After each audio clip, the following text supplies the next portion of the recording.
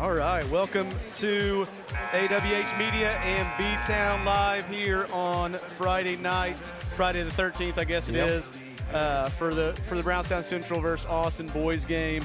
I'm Coach Brandon Allman, joined here by Kyle Benner, and we got a little one listening in.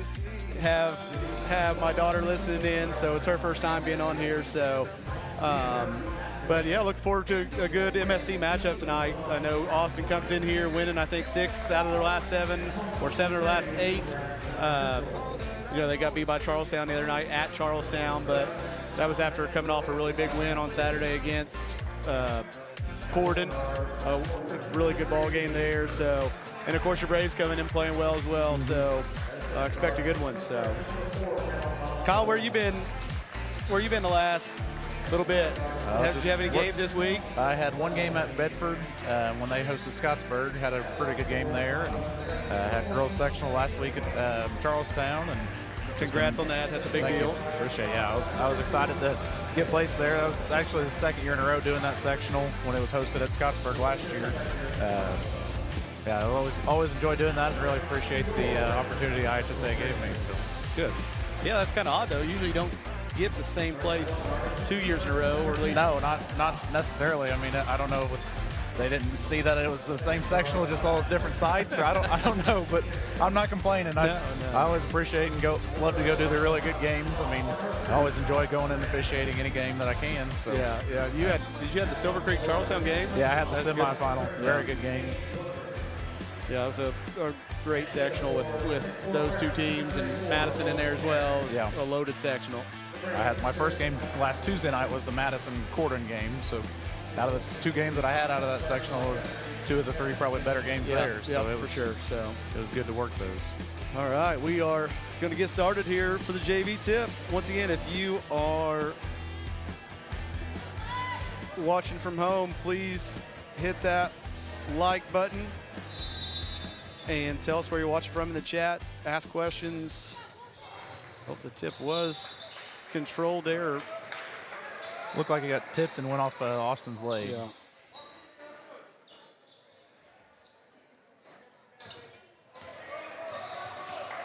And unfortunately, Aaron Harrell is not with us tonight, so you got me running the camera. So I may get behind. I may fall asleep over here. We were talking pregame. Out of the 2 of us, it's probably best you are on the camera, though. Yeah, we got a jump ball, and it is going to go to Austin here.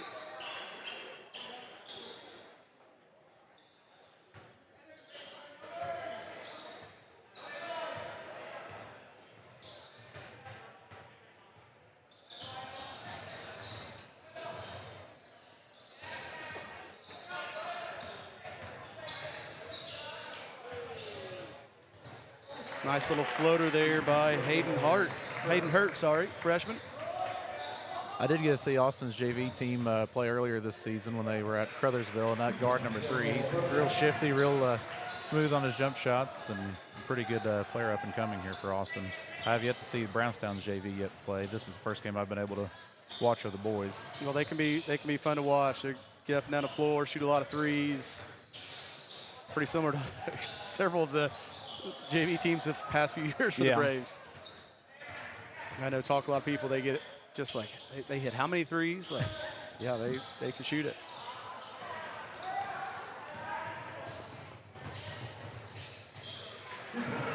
Dawson. Go ahead. I was going to say, I about said, Dawson Brannaman, already falling behind. Dawson Brannaman getting the start tonight for the Braves there. Got a nice steal and assist to Neerman on the other end.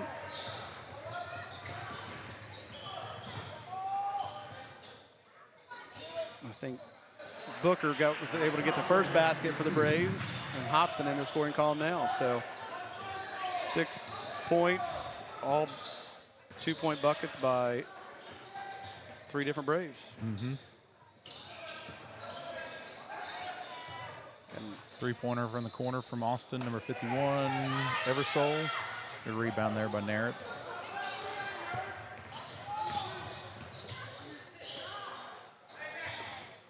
Neerman in the wing. Tipped out of bounds by one of the Braves. I might have had to let you do more talking so I can actually pay attention to what I'm supposed to be doing over here.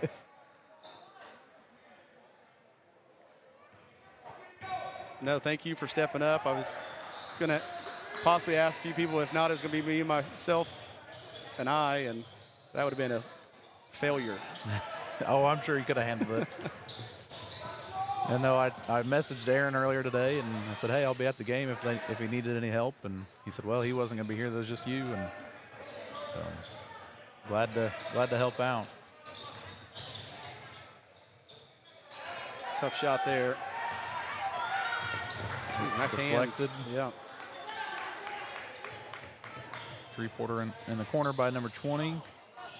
That was Wells. And off of the Braves, it'll be Austin inbounding on the in line. Do you know the young official or younger official underneath? He is from Salem. Eli does a really good job, really works hard. To my knowledge, he just does basketball and football. I don't know if he does any other sports, but I've gotten to work with him a couple times on some middle school stuff for football. And good. We need some younger officials. Absolutely. It's Get pretty. involved. I'm 30 years old, and I'm usually the youngest on the floor. And Yeah. I think there's only been 1 or 2 games that I've ever done in varsity where I was the youngest. Or I'm sorry, that I wasn't the Yeah, youngest. just gotcha. Yeah, I knew what you meant.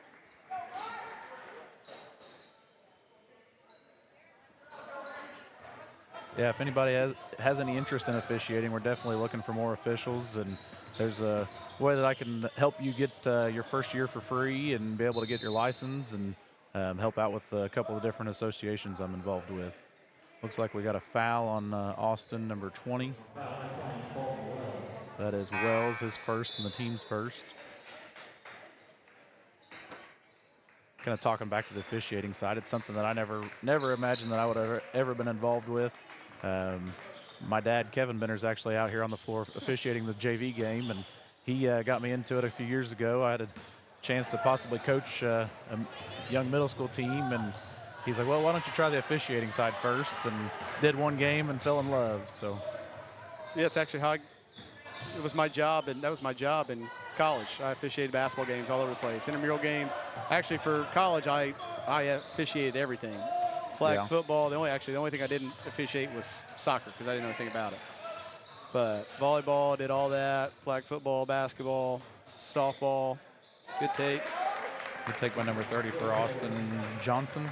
And then went up and down the western side of the state there, officiating the AAU tournaments. So Yeah. me and Tyler Phillips, who's the AD up at Southwestern Shelby now, and Cody Pickens, whose dad, Mike Pickens, of course, was at Charlestown there refereeing. Yep, And I got to work with Mike and Brad Moore. Gonna have a foul here on the Braves.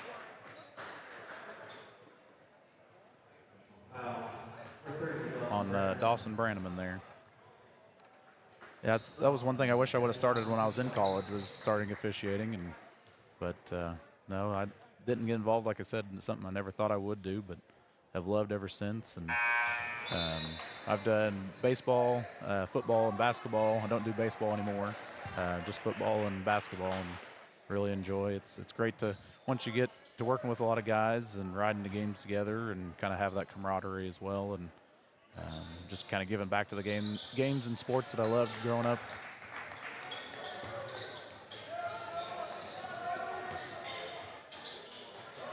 A three-pointer in the corner from Booker. It's good.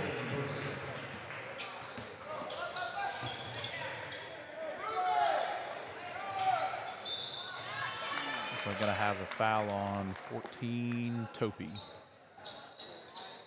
Brandon, you said asking questions or mention anything in the comments. If anybody has questions officiating-wise, I know the one thing when I'm on with Aaron, he usually asks for those questions if they have them. And yeah, Carl Ferguson tuned in. You fellas know anyone who will be streaming the BNL Regionals tomorrow? I don't.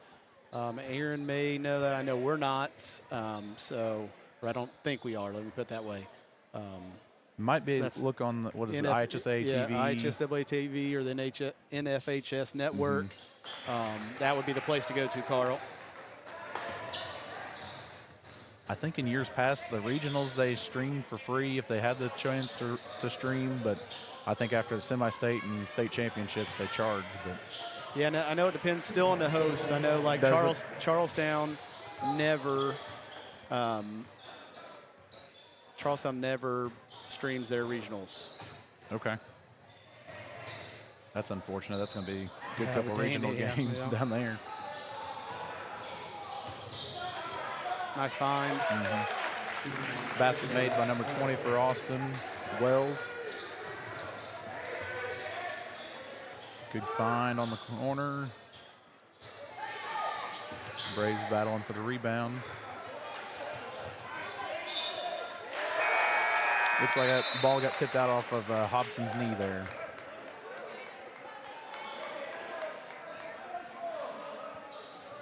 Yeah, Carl, if you check there, that might be the only place that I could tell you to go to as well as that app. If they don't have it on there, it might not be streamed.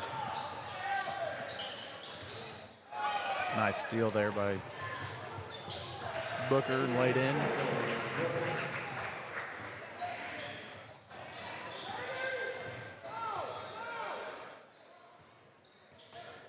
A little over 1 minute left. Your Braves lead 13-10 here in the first quarter.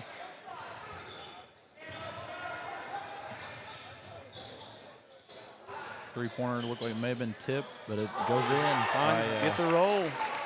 By Johnson there. Tied it up.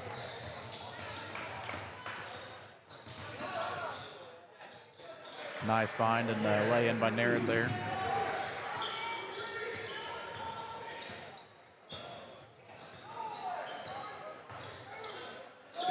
It's so much different watching this screen compared to actually just watching the game on the floor. I can only imagine. I think I make that comment when I got to do football too.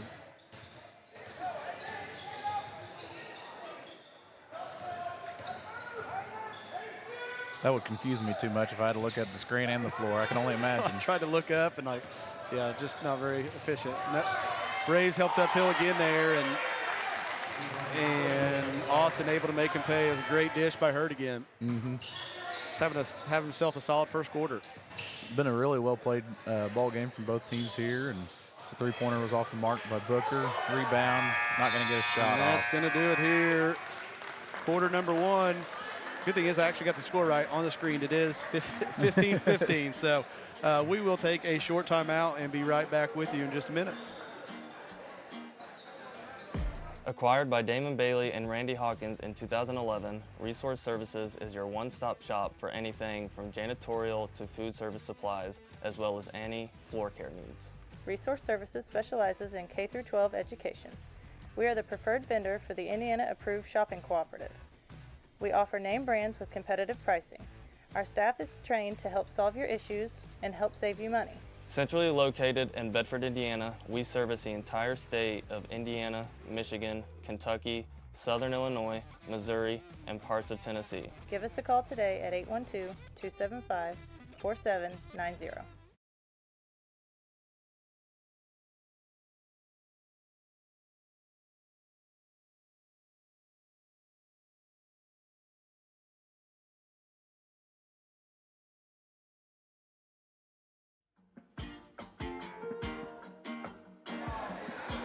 All right, we are back here, getting ready to begin quarter number two. Once again, those of you tuned in, please hit that subscribe button to be notified when we go live again. It is free to subscribe on YouTube. And you can also help support us by clicking that join to join as a member on YouTube. And if you would like to sponsor or become a sponsor, let us know, and we will get you set up there. It is Braves ball to start quarter number two. Drive and kick.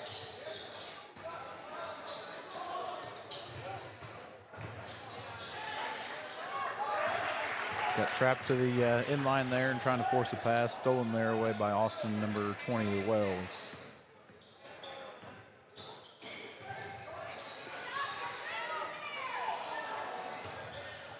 Well, I heard Mom or somebody in the fans, don't pick up your dribble there. And she was spot on. Oh, yeah.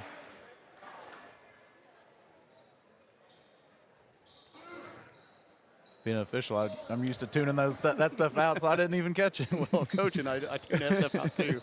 But here you hear everything for the most part. So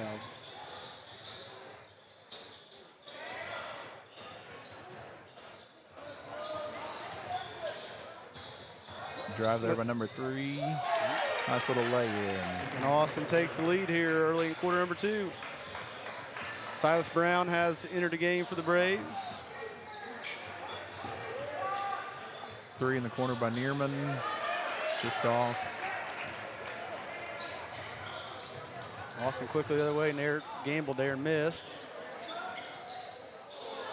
Good board by Narrett. Yep.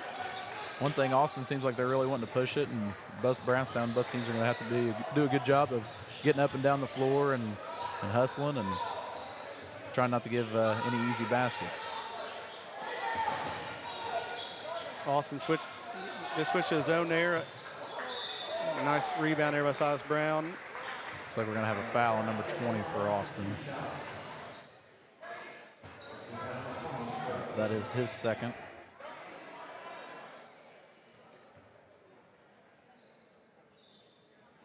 Usually, I know Dawson Brannaman got the start. Usually, he's been coming off the bench, and him and Silas Brown have been, I think, a spark for the Braves in the second quarter off the bench. Doing a good job making like those type of plays, hustle plays, offensive rebounds, steals like Dawson did earlier. They understand their role and do a really good job at it, I think. Always good to bring those players off the bench and get a good production from them. And shot was no good by Austin. Neerman and Booker bringing it up. Kick it to Hobson. No good from the wing. Another good offensive rebound by Brown.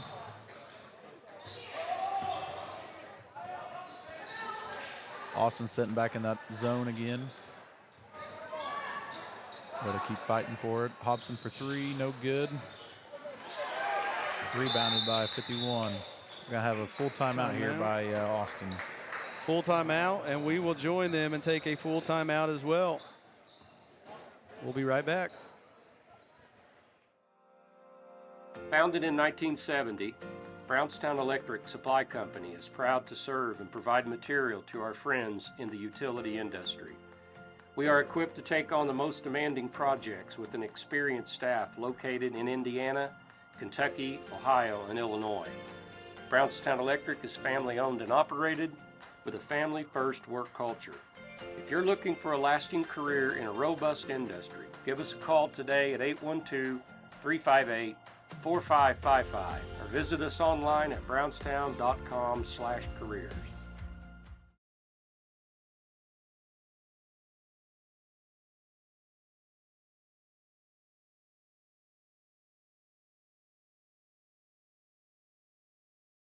I was only listening on the radio, but yeah. And we are back here in quarter number 2, where your Braves currently trail 17-16 here with 4:53 left. The Eagles, Braves just not shooting the basketball well from outside yet, but they got 4 or 5 offensive rebounds, I know, at least. And 2 already here in the second quarter.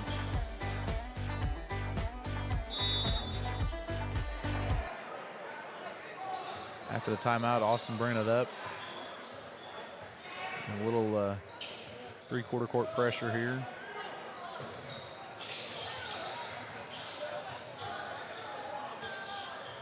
looks like, can't tell if it's looked like it started 1-3-1. Nair with a deflection out of bounds, going to remain Eagles basketball.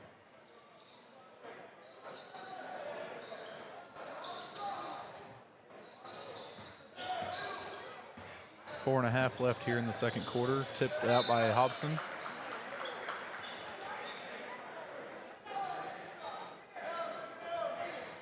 Once again, if you're tuned in, please feel free to chat with us. Tell us where you're listening from. We'd like to know. Oh boy, Good find. Got caught falling asleep. But not, got to get that rebound. Yeah, got to get that. Yeah, anytime they miss those bunnies. But I was going to say he's patting his own stats right there. Who was it? For the Cavaliers, was it Ricky Davis that missed his own layup so he could get a triple-double for the Cavaliers? That's been years ago. That was a little bit before my time, Brandon. 3 in the corner by 30 for Austin. No good. Rebound by Narrett. The Braves need to settle down right here and get a really good one.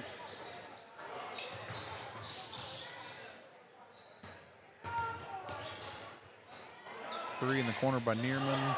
Too strong. Rebounded by Austin, bringing it up. Looks like Braves are kind of falling into that 1-3-1 zone.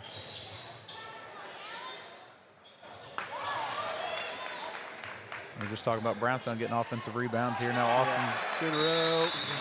And that's going to get a timeout. Oh, going the wrong direction here on the scoreboard. I'm sorry. It's going to get a timeout there by Coach Leitzman. be a 30-second. 30-second. Well, we'll stay right here for the 30-second this time. Once again, we do want to thank our sponsors. You see those up there going through right now on the left side of your screen. Once again, if it wasn't for them, we would not be able to do this. I think Aaron said he's been doing this 3 years, doing the this is our third year, here at Brownstown. So a really awesome opportunity to be able to, if you're not able to make games and stuff. I know when Lydia and I, when we had our newborn and stuff, I was able to be at home and watch a lot of the games that we're broadcasting. And somebody, go ahead. No, I was just gonna say it's really cool that it's free. Yeah. There's a lot of family members that aren't able to make it, live in other states, or grandparents that are not able to make it, and this allows them a chance to be able to tune in and watch. Absolutely. The biggest thing, like you said, it's free, because a lot of the streaming services, sometimes for these high school games, you got to pay a yearly membership or anything like that. Out of the timeout, Hobson gets a three in the corner, and it's good. Great timeout set there by Coach Leitzman.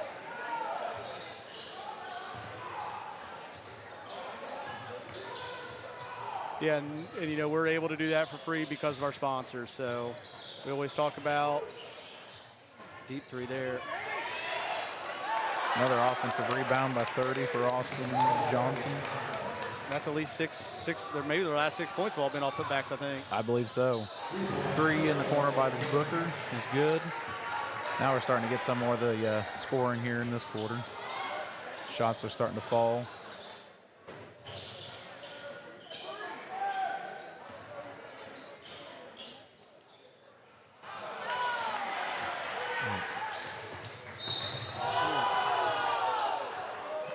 Good steal by Neerman, and up to Narrett as he's fouled.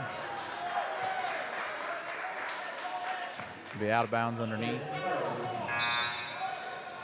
Gonna have 30 Brannaman and 14 Topi for the Braves entering, with Brown and Neerman getting a little breather.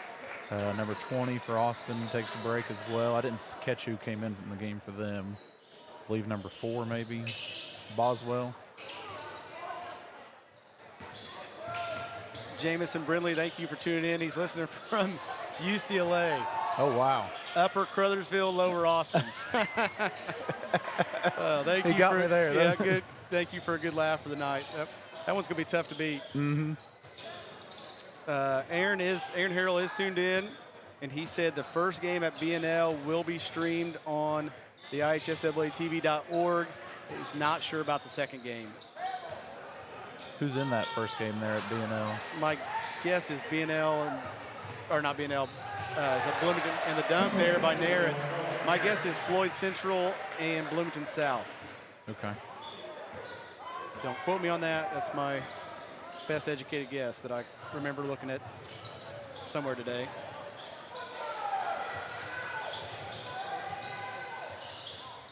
Great job of getting the 2 feet there. Mm-hmm. Braves still in that 1-3-1 zone. Good trap. And we're going to have a travel there. Turn over to the Eagles. I didn't catch who was subbing in. Neerman, Peters. Brannaman and Peters subbed in there for the Braves, I think. And Eversole for Austin. And I can't, 31, King.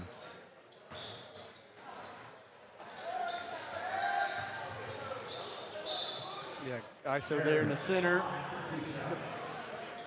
Good take there by Narrett. Going to have 2 shots.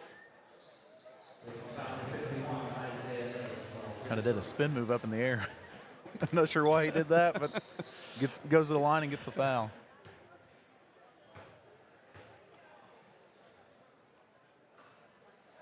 Kim Kaiser, thank you for tuning in as always.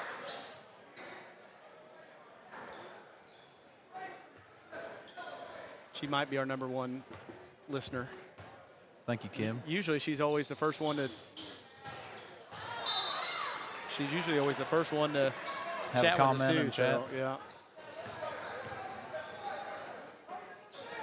Out of bounds on the Braves there. Austin bringing it up with the 1-3-1 pressure.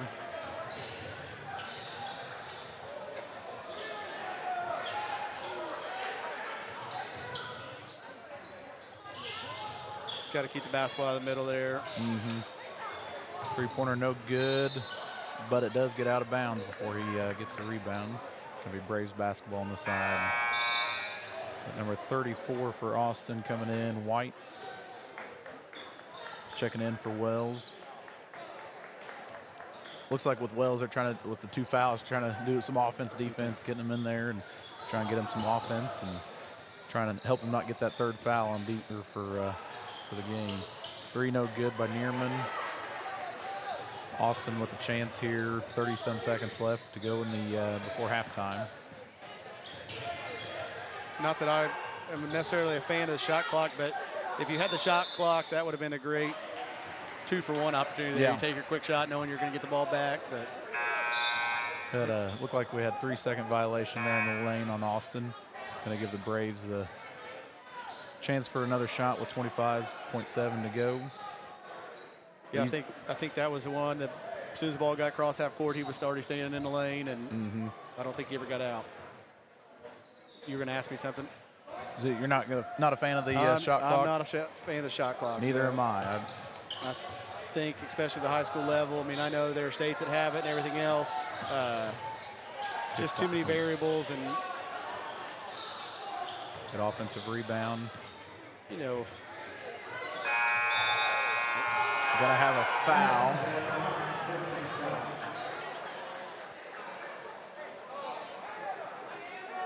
.31 for Austin on the foul. and we are going to have 3 shots here. We need to go ahead and reset the scoreboard so the light goes off.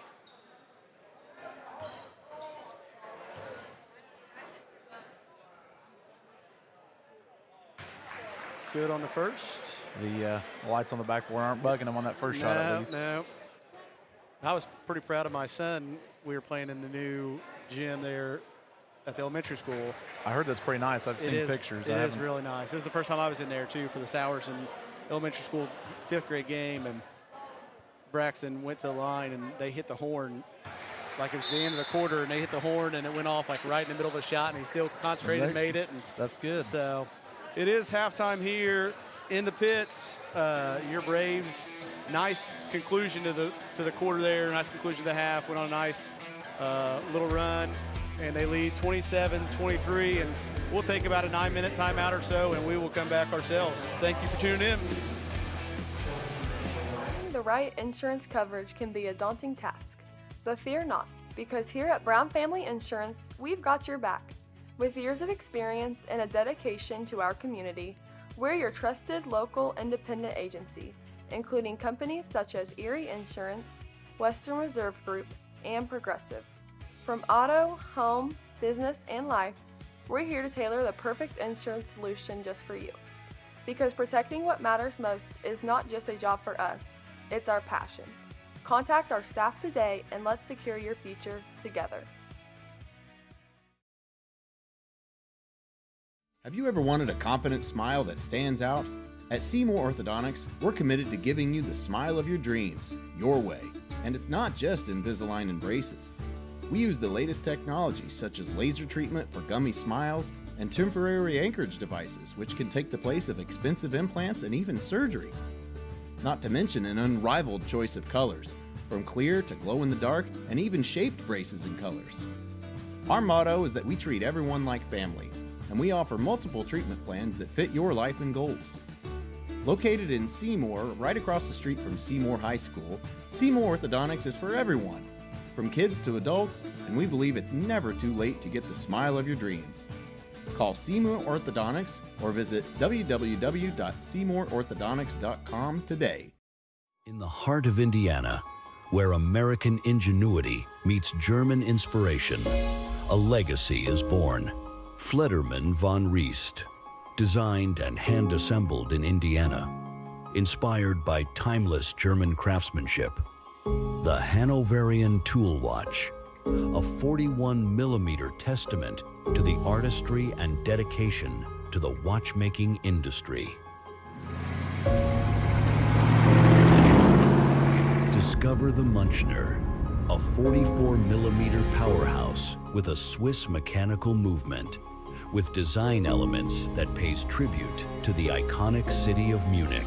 From daytime hustle to evening galas, it transitions seamlessly. A legacy.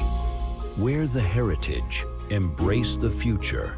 Flederman von Riest. Visit vonriest.com today. Acquired by Damon Bailey and Randy Hawkins in 2011, Resource Services is your one-stop shop for anything from janitorial to food service supplies, as well as any floor care needs. Resource Services specializes in K-12 education. We are the preferred vendor for the Indiana Approved Shopping Cooperative. We offer name brands with competitive pricing.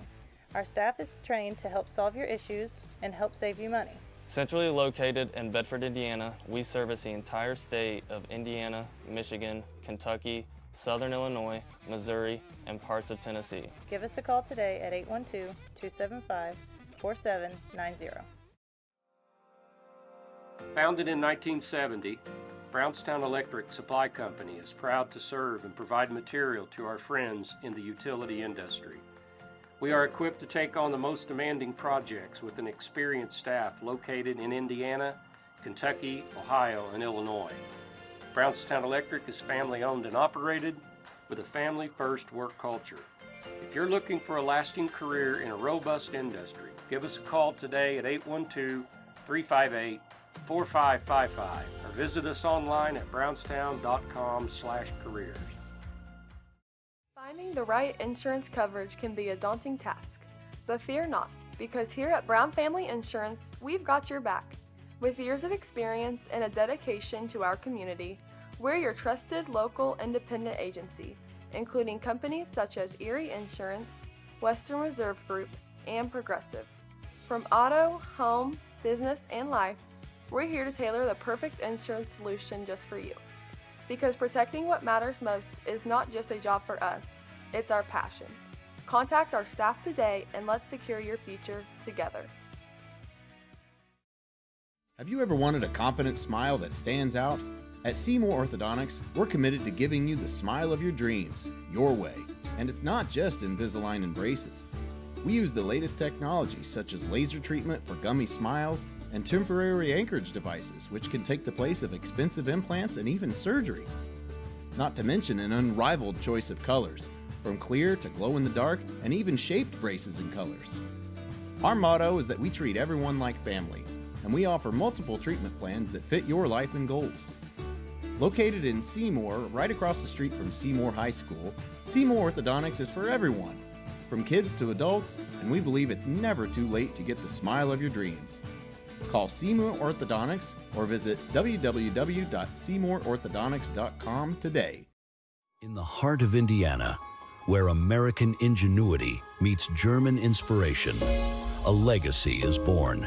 Flederman von Riest, designed and hand-assembled in Indiana, inspired by timeless German craftsmanship. The Hanoverian Tool Watch, a 41-millimeter testament to the artistry and dedication to the watchmaking industry. Discover the Munchner, a 44-millimeter powerhouse with a Swiss mechanical movement, with design elements that pays tribute to the iconic city of Munich. From daytime hustle to evening galas, it transitions seamlessly. A legacy. Wear the heritage, embrace the future.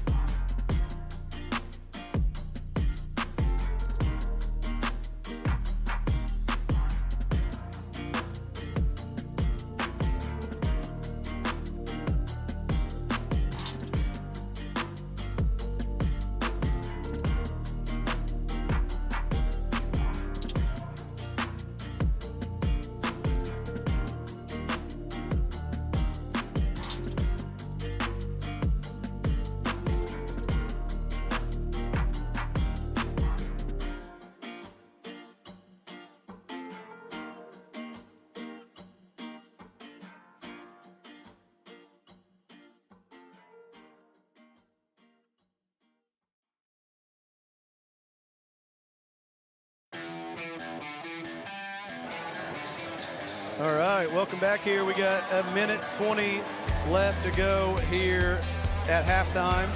Once again, your Braves lead 27-23. Kyle, any thoughts, adjustments Brownstown or Austin need to make? I'd say for Brownstown, just on the defensive end, don't be lulled to sleep there, and make sure that even being in that zone, find a body and don't allow Austin to get those second chance points where they had that 6 or 7 point run all off of second chance points. And for Austin, just kind of take care of that ball while they're facing that 1-3-1 zone, not throwing it into passing lanes. And where Brownstown, I mean, for a JV team, they're tall and long and lanky. Just kind of keep them moving, and I think we're set for a good second half here. Yeah, I agree that our freshmen especially have some length to them. And, I mean, Neerman's kind of sneaky long, and Naird, of course, is tall and long, and Alex Hobson as well. There's just the Braves, they've taken a lot of threes, and I think the majority of them have been good looks. They just got knocked down a few. I know they were able to make their run, finally hit a couple there, and were able to get the lead back, but just a little bit more consistency hopefully for them behind the arc. And I think if they can do that, they may be able to get some separation here, hopefully, and pull away. Yeah. Kind of seemed for Brownstown a lot of times when they weren't scoring, the ball wasn't moving very quick. When they're facing that 2-3 zone, you got to keep that ball moving and keep the defense moving and try and find those open lanes and open shots there. And it will be Austin basketball here to start quarter number 3. Once again, if you are just now tuning in, please hit that subscribe button. It will notify you anytime that AWH Media goes live again. Nice little backdoor set there. It is free to subscribe. If you're also interested in supporting us, you can hit that join button and join as a member. Eversole for Austin got a nice basket there. Good find by the guard. Nice look down low. Yep. Nice little middle pin screen there. Unfortunately, Narrett not able to convert.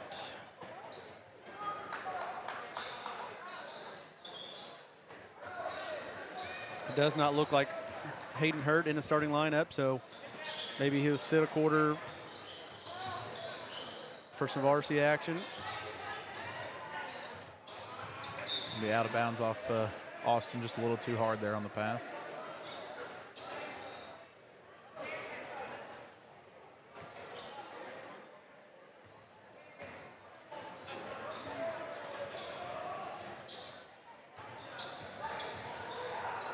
Same set there again. And unfortunately, the same result. Same a result. Great look, just Naird not able to put it through the nylon.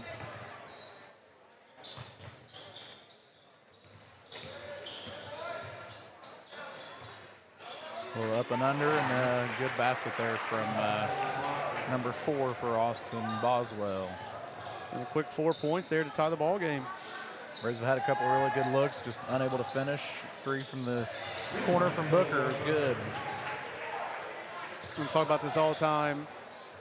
Easiest 3 to hit is when you have your feet set, looking at the rim from going outside or going inside out, and that's exactly what happened. Got the basketball right in the middle of the zone in there, and easy kick out there for an easy 3. Nobody picked up Wells there. 3-pointer from the wing is no good.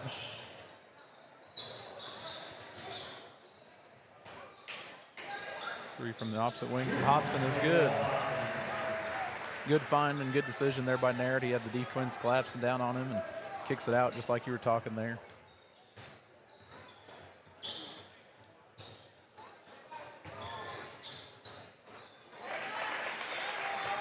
Basket there from Austin.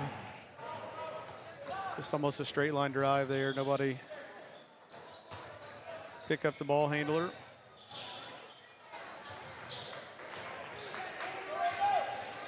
Probably something that coaches drives them crazy, seeing the players being able to give them that straight line drive. And it's frustrating because it's something you work on practice every single day, right? Containing the basketball and like a jump ball, and the arrow will go to the Braves here. Beer Fuel Mayhem, thank you for tuning in. Him and Coach Crawford watching from the garage. Well, former coach, he's retired now. Yeah, he was at that game I was talking about earlier at the elementary school. So, Oh, yeah.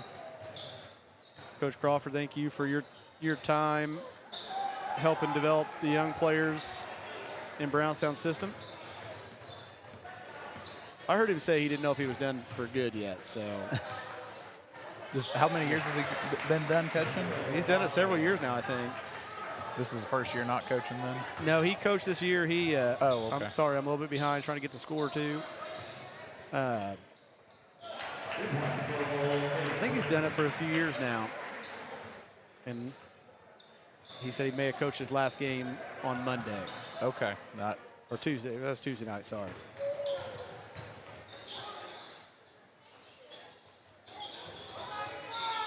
It's going to be off Austin there to the Braves.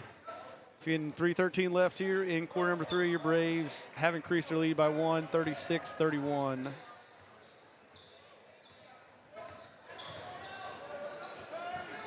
Pass to a little miscommunication there. Hobson thought Topi was going to pop out, and Topi had other things on his mind, but out of bounds. Oh, go ahead. No, you're right. Go ahead. I was just going to say a pass to Casper over there. I was watching I've watched curling the last 2 nights in the Olympics, and one of the captains for the Americans is named Casper. He's a real young guy. Okay. Just made me think of that. Sorry. You're good. I'm good at throwing in some of those random things that I.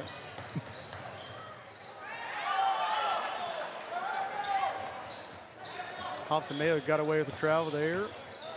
He picked his pivot foot up, but I don't think he put it down. There. And we are going to have a timeout called by the Eagles. And it's going to be a full timeout. We'll take a timeout with him and be right back.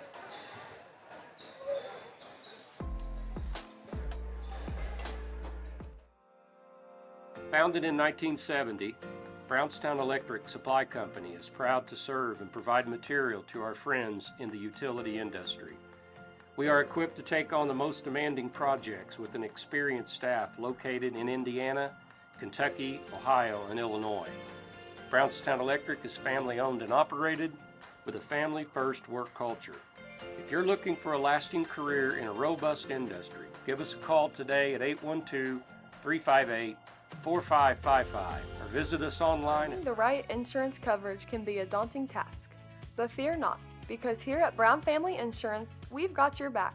With years of experience and a dedication to our community, we're your trusted local independent agency, including companies such as Erie Insurance, Western Reserve Group, and Progressive.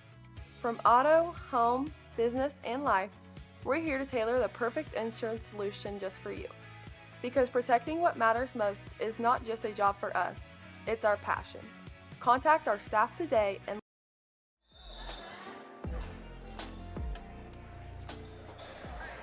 we are back here.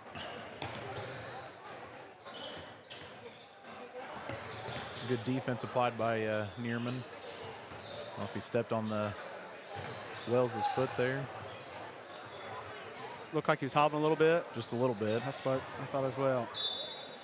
Knocked out. It's going to remain here with Eagles. While I was talking about curling and all that, I just want to make sure to give a shout out to my former colleague at the teaching and on the broadcast, Mike Wright. Hopefully he's tuning in. Praying for you, buddy. Get feeling better. Kick cancer's tail end. So, yes, and the reason I was thinking about him is because I was talking to him this week, and he talked about he's watched more Winter Olympics this year than he has his entire lifetime. So, just reiterate the fact about Mike. Been praying and thinking about you, Mike, and your wife Kelly, and your whole family. And like Brandon said, kick cancer's butt. Yeah. We are going to have a foul here on, I believe, number 14, Xander White.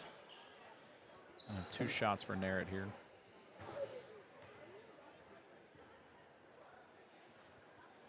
This is the first one.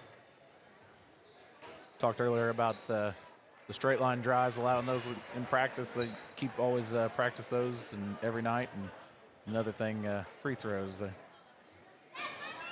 those are the free ones. You gotta knock those down. Yeah, those are frustrating.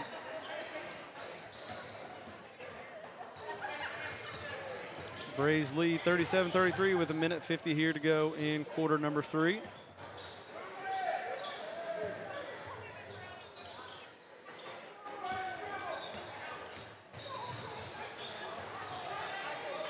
Good find there on the back cut, just threw it at his legs. Hits a tough off-balance shot there. Puts them within 2 here with 1.5 to go in the third quarter.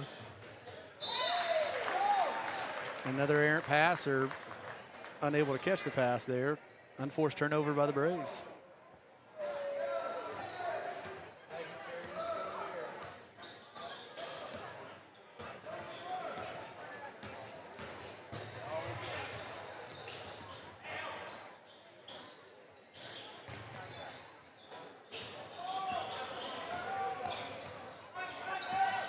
Austin working through their offense here. Maybe slips a little bit. Merritt with the steal. And the dunk to finish it off. Austin quickly back the other way. Going to be 33 for the Braves. Booker called for the hit on the reach in. I know Connor Brewster has entered the game for the Braves. Now going to be replaced by Silas Brown. Their second dunk of the night. Their second dunk of the night. You don't see that too often in, Especially at least in our area, JV games, right? Maybe up in the Indianapolis area, those type. But one of the while officiating, the first time I ever saw a dunk while officiating was Joey Hart for Linton. I was on the baseline, and all of a sudden he's at the free throw lane, and I just thought he was going to lay it up, and all of a sudden he just hammered one home and had an Eastern Green player underneath him, and the whole process just surprised the heck out of me, and had a foul, and the Eastern Green coach, he was like, what'd he do? And I was like, I don't know, Jamie. The whole process just caught me by surprise. Another missed free throw by Hobson. no, I think it might have been our very first home game of the season we were broadcasting, and Merritt dunked one. And I think after the game, talking to Coach Bender, that might have been the first dunk that he's had as a coach here that occurred during the JV game. Really? For one of his players, yep. Huh.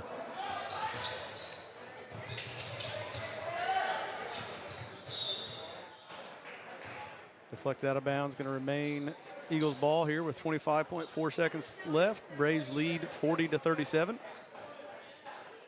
Crawford said it's been 4 years in a row for him, and he's handing off to Coach John Hochstetler. So he says the boys are going to be in good hands with Coach Hoch. So that's good to hear.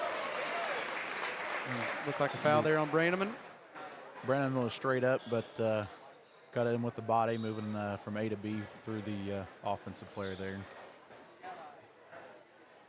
Going to send Colton Wells to the line shooting 2. First is off the mark.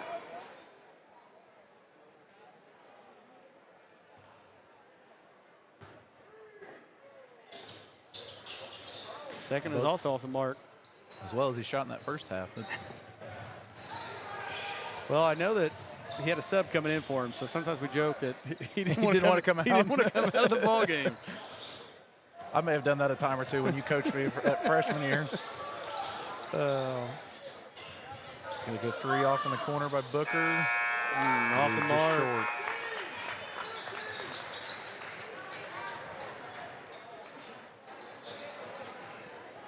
And that'll do it here for quarter number 3. As we move into quarter number 4, your Braves lead 40-37, and we will be right back. Have you ever wanted a confident smile that stands out? At Seymour Orthodontics, we're committed to giving you the smile of your dreams, your way. And it's not just Invisalign and braces. We use the latest technology such as laser treatment for gummy smiles and temporary anchorage devices, which can take the place of expensive implants and even surgery. Not to mention an unrivaled choice of colors, from clear to glow-in-the-dark and even shaped braces and colors. Our motto is that we treat everyone like family, and we offer multiple treatment plans that fit your life and goals. Located in Seymour, right across the street from Seymour High School, Seymour Orthodontics is for everyone, from kids to adults, and we believe it's never too late to get the smile of your dreams. Call Seymour Orthodontics or visit www.seymourorthodontics.com today.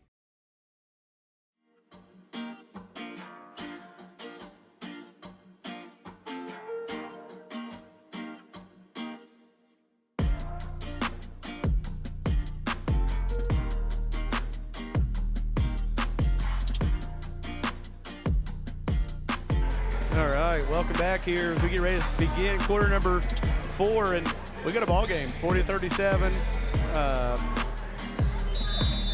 Eagles actually cut in. They won that quarter by a point there, so. Like we talked about a little bit there in that third quarter, just got to knock your free throws down, and could have had that quarter extended on your lead.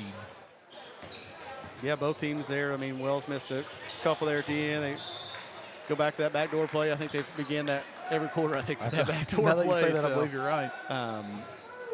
It looked like that time the Braves were definitely ready for it. I think that Neerman was able to knock that one out of bounds. But Brian Summers, thank you for tuning in. Hope you're doing well, getting better. Nice little, what I call blob there, baseline out of bounds. Curl around the strong block there, back to the weak side, and able to get a layup. Cut the lead to 1. Good dunk. And another turnover there by the Braves. John McCain, as always, also thank you for tuning in. He likes his sloppy joes extra sloppy. Extra sloppy, huh? You may be too young to this, but Adam Sandler, I know John would know Adam Sandler real well. The movie you're talking about. Was that The Longest Yard? Well, he has the song Sloppy Joe's. Oh, okay. Lunch Lady Land is actually the name of the song. Okay. And the only reason I know that is because my brother and John are the same age, and my brother had Adam Sandler CD that had it on there. So, and it was a skit on Saturday Night Live. And I was thinking I think it's in a movie or something is what I'm thinking of. Might have been Billy Madison. Yeah, it might be that. I can't remember for sure. Another decent look there out of bounds set, just not able to finish there. Braves quickly back the other way. Good board by Narrett. Good Nice find. Wow. Great find. I didn't know it. Wasn't even looking there. And he saw him, and good put up by Booker there. Braves back ahead by 3. Forcing the turnover and the bad pass. Good take, big fella. Just off the mark, but good strong take.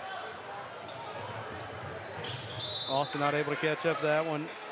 Boswell just got overthrown there a little bit, not able to catch up to it. Gonna have 14 for Austin. White checking in for Eversole. I know we don't have stats up here, but I would imagine that Narrett has to be closing in on a double-double if he doesn't have it already.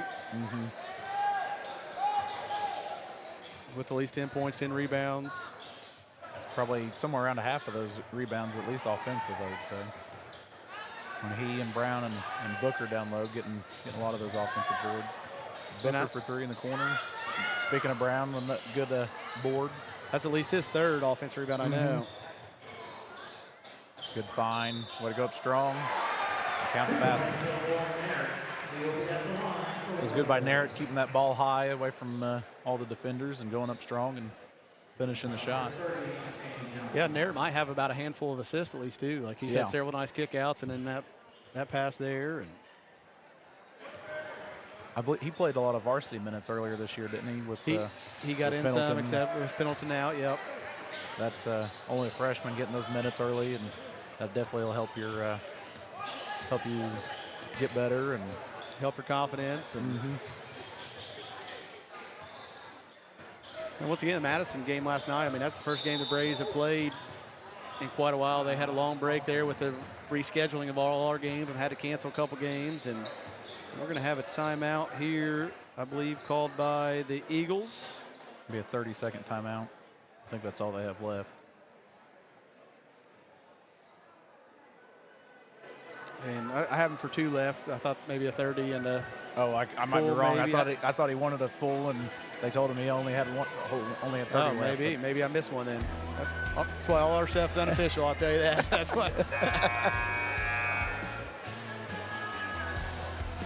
I'll tell you what, sometimes those 30 seconds timeouts definitely aren't 30 seconds. Yeah.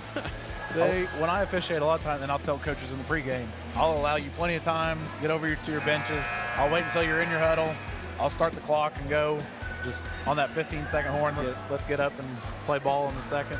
I do feel like I've been a lot better over the last 2 or 3 years of getting my girls out of the huddle quickly. Yeah. Now I'll give my assistant, my JV coach Zach McCory, I'll give him a hard time because he's the opposite. He uses all that time and maybe then some. So. Well, he's not the only one.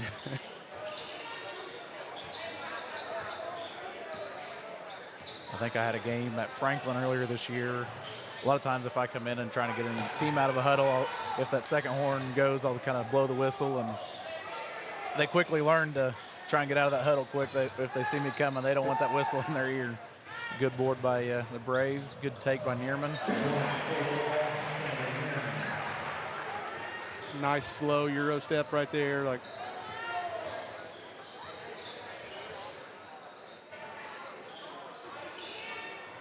speaking of Franklin, I think I just saw Coach Armstrong, I think, step down. Resigned really? up there, yeah. I had the Franklin boys. Is he? Okay. He's on the girls' side. Okay. I yet to have the Franklin girls. So he's one of the leaders in the state. Forget where he was before. He's been at Franklin here for a couple years at least, but he's coached for a long time in the state. Good duck in by Nara, trying to get the pass in there, and a foul by Austin. 14, his third. But I know the Whiteland girls coach also stepped down, and he stepped down, and I know Jeff girls are open, a few jobs that are open already. 5-second violation. We talk about the need for officials. It seems like coaching, a lot of times it's just guys or ladies are there for a couple of years and get out of it. And and I don't know, maybe I'm completely wrong. It just seems, especially on the girls' side, there's a lot more turnover. Yeah. At least officiating-wise, seeing new coaches every year from different schools, I would agree, definitely more prevalent on the girls' side. 3 from the wing from Booker. Just falling a little short there. Braves lead by 8 here. 3 minutes to go. 3-pointer by Wells in the corner. It's going to go the other way. The rebounding foul on 30. That was one I actually could see, I could see on my small screen right here. Trying to get position there by Johnson, and he kind of grabbed him and chucked him out of the way to get that rebound.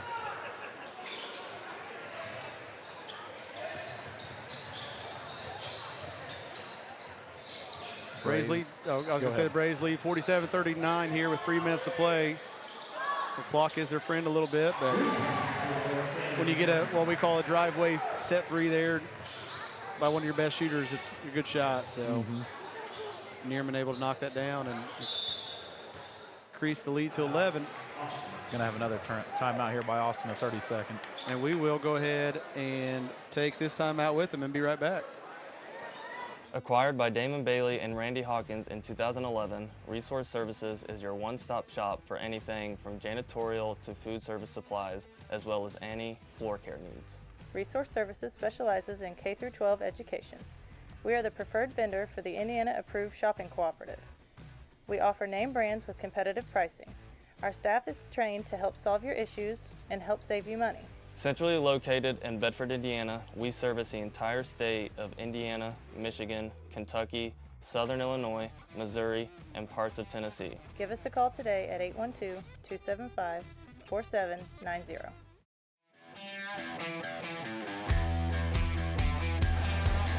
All right, we are back after the timeout here. Once again, the Braves lead has grown. It's the biggest lead of the game, 50-39 here. with 2:42 left to play. They've gotten some good stops and forced a couple bad shots here and been able to knock down shots on their end and kind of extend the lead and hopefully put them away for the game here.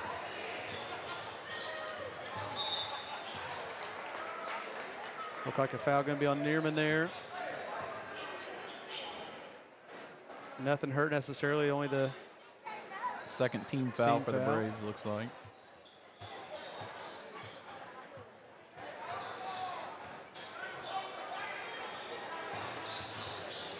Kyle, was that foul outside the three-point line there? I thought it was. Okay, I just couldn't. Good find there. And the only reason I was asking, just that would have depended on, of course, where the ball was going to be taken out of bounds. Mm-hmm. If they would have had it outside of the three-point line, then narrow it with the drive there and a little contact between he and 51 and unable to make the shot. But the new this year for Indiana high school basketball and middle school as well is the anything, if it's not an out-of-bounds play, you're putting the ball in the bounds from the four primary spots, either 28-foot mark on either side or 3 feet outside of the lane on either side of the block. Going to have a foul on Austin here, going to put the Braves at the line.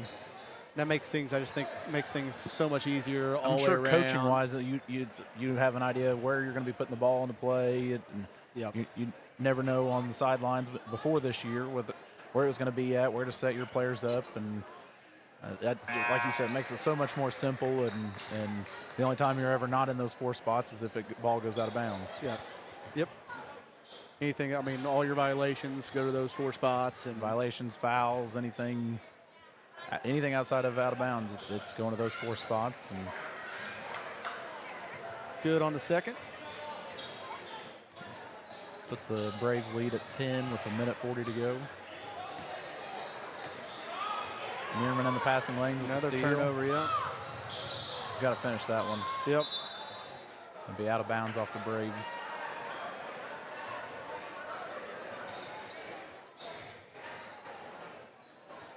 Being on that left-handed side, I wish we would have went up left-handed. Maybe gotten a foul as well. And yeah, I think he was just trying to. Another steal here by the Braves. Austin, just too many turnovers here in the fourth quarter. It's been really they're been the difference in the rest of the quarters. They're not taking care of the basketball and leading to layups on the other end for the Braves. Gonna have count the basket and you're gonna go to the line for number 4, Boswell. Foul's gonna be on Topi, 14 for the Braves. I was going to talk about Neerman there, just maybe trying to throw off the shot block a little bit, trying to. But something I know that you practice a lot, your inside hand, and trying to throw those guys off a little bit. See if he can complete the old-fashioned three-point play. Nope, off the mark. Got to put a body into him there and be out of bounds off the Braves. Yeah, that's something new since I played, is the shooting layups with your offhand. Makes sense to, like you said, to confuse the defender. And yeah, there's it's not that you. I mean, I know you said your age earlier, but even it's just amazing the short amount of time how much the game has changed. I mean, with those type of things. And three-pointer from the wing there by Hurt. They're going to try and trap the Braves. Good job getting it out. Going to have a foul before Leedsman got a timeout there. Going to put Neerman to the line.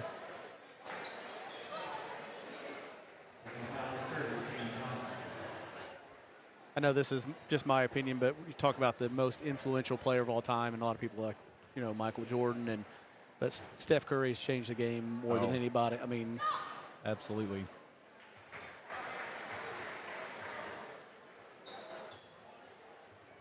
Something I don't really watch a whole lot of NBA except maybe during finals or playoffs and stuff. But I mean, he's came into the league whenever I was in high school, and he absolutely, I would agree, he's definitely changed the game. And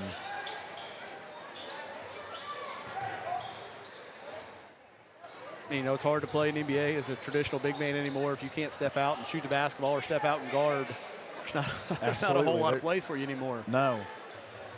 Before Curry, I mean, you had a lot of those big guys that you could go down low. I mean, yeah, you had a lot of really great guards like we talked about, Jordan.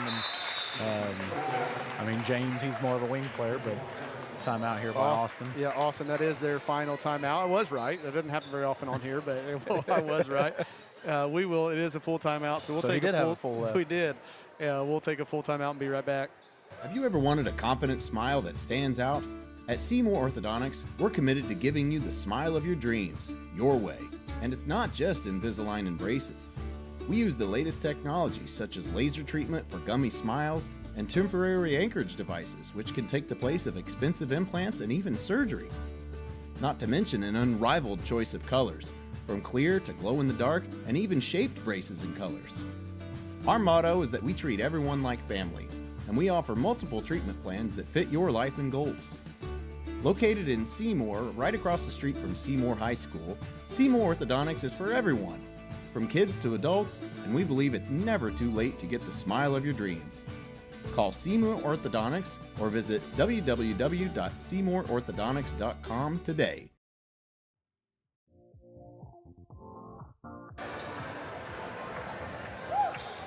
All right, we are back, and we have 17.1 seconds left here. Your Braves do lead 55-48. Inbound the ball here, going long.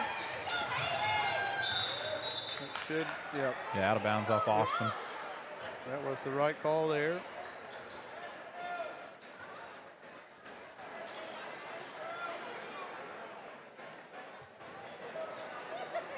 This is what we were just talking about, deflect out of bounds. So you got one of your different spots there to inbound the ball. Peters is going to be fouled here and go to the line shooting 2. Foul by number 3, Hurt, his second. Knock these down and put the game away here. Yeah.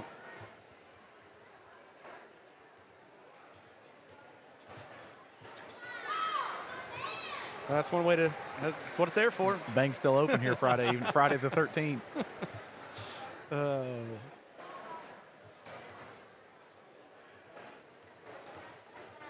They all count the same. As long as it goes in the basket. That's right. Nobody asked how, just how many. Kind of like the golf course. Big Three fella. by Eversole. One bank leads to another. Yep. Gonna have a foul with .3 left here. Gonna put Neerman on the line for two free throws. And I don't think I had that. I think I just missed. I apologize. I just missed that banked in 3. Oh. That's what happened. I got caught watching the game actually on the floor, and so I apologize. Isaiah Eversole banked in a 3 there from the left slot area. I'd say you have one of the hardest jobs here, Brandon, keeping that camera there. I'm not going to fault you at all there. Well, usually like that, I just get to commentate and see what I see. Like Aaron usually takes care of that, and he's great, like phenomenal at that. Like I said, I've done it for football, and he does get both of those. And that one hits the volleyball net up above. So your Braves JV team victorious here at the pit, 58-51. A really competitive ball game. It's tight all the way through the third quarter. Braves able to extend that lead, finally got up to 10 or 11.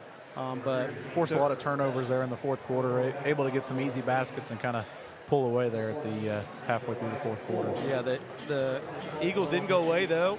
Cut it down to 4 or 5 there late, and ended up being 7 points with a couple free throws there at the end. But, yeah, good test for the Braves there. And, you know, they've had a really, I think they still only may have 1 loss or so in the year, 2 losses on the year. So, but a good test for them there. And excited for a good JV ball game. So we'll be back probably here about 15 minutes or so and kind of preview the game a little bit. Excited. If that's any indication how our varsity game is, we'll have a pretty good one on our hands tonight. Should be. So like I said, we will take a break and we'll be right back. Finding the right insurance coverage can be a daunting task, but fear not, because here at Brown Family Insurance, we've got your back. With years of experience and a dedication to our community, we're your trusted local independent agency, including companies such as Erie Insurance, Western Reserve Group, and Progressive. From auto, home, business, and life, we're here to tailor the perfect insurance solution just for you. Because protecting what matters most is not just a job for us, it's our passion. Contact our staff today and let's secure your future together. Have you ever wanted a confident smile that stands out? At Seymour Orthodontics, we're committed to giving you the smile of your dreams, your way. And it's not just Invisalign and braces. We use the latest technology such as laser treatment for gummy smiles and temporary anchorage devices, which can take the place of expensive implants and even surgery. Not to mention an unrivaled choice of colors, from clear to glow in the dark and even shaped braces and colors. Our motto is that we treat everyone like family, and we offer multiple treatment plans that fit your life and goals. Located in Seymour, right across the street from Seymour High School, Seymour Orthodontics is for everyone, from kids to adults, and we believe it's never too late to get the smile of your dreams. Call Seymour Orthodontics or visit www.seymourorthodontics.com today.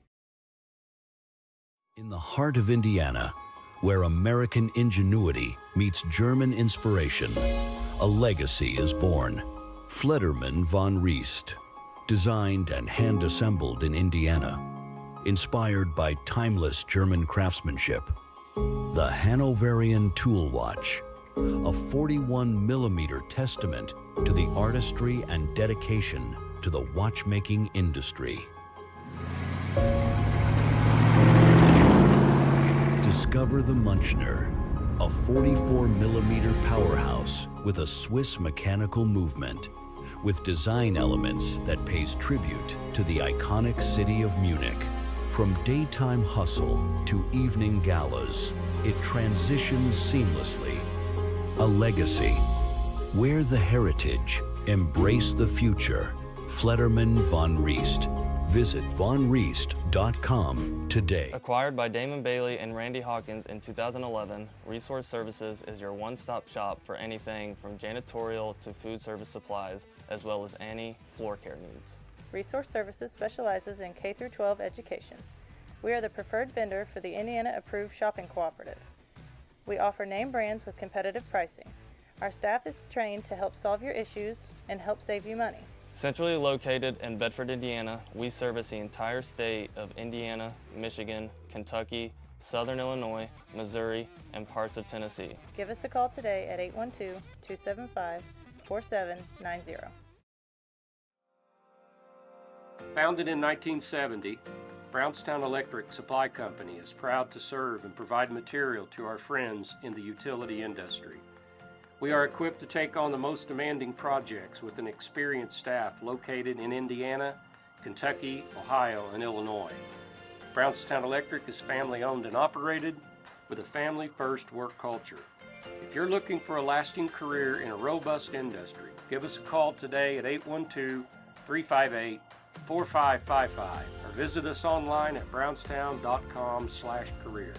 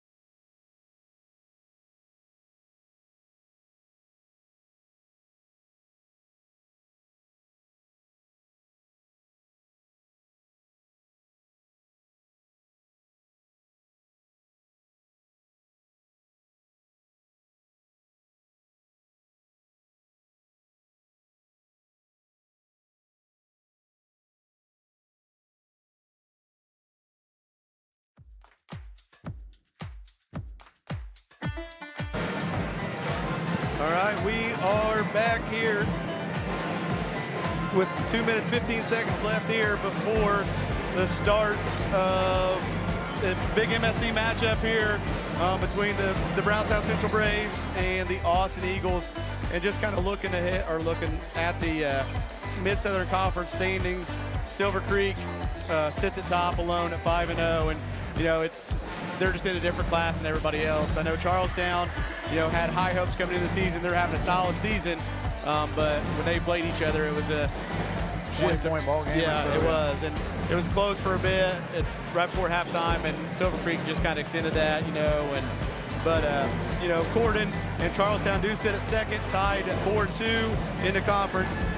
Brownstown and Scottsburg follow at 3-3, and Austin as well at 3-3. So this is a big matchup here. The winner of this game is going to take a step above the other teams there. And then Salem and North Harrison right now sit at the bottom at 1-5. Salem 1-5, and North Harrison 1-6. So, and the sectional 30 that the Braves are in, it's pretty much the MSC conference. You add in Madison in there, and you take away Austin. Is the only difference there in the sectional. And same thing, Silver Creek sits atop that, and they're by far the favorite. One of the top 5 to 10 teams in the state, even for a 3A team. So I think at one point they were #1 in Sagarin ratings, I believe. Yeah, they did. For the whole state. Which was crazy because I don't know how you can jump above Fishers. I don't know how anybody jumps above Fishers. Crown Point or they're. Yeah, just Fishers has lost one game in the last 3 years. And they are elite. That was in the state finals. And that was in the state finals in overtime against Jeff last year.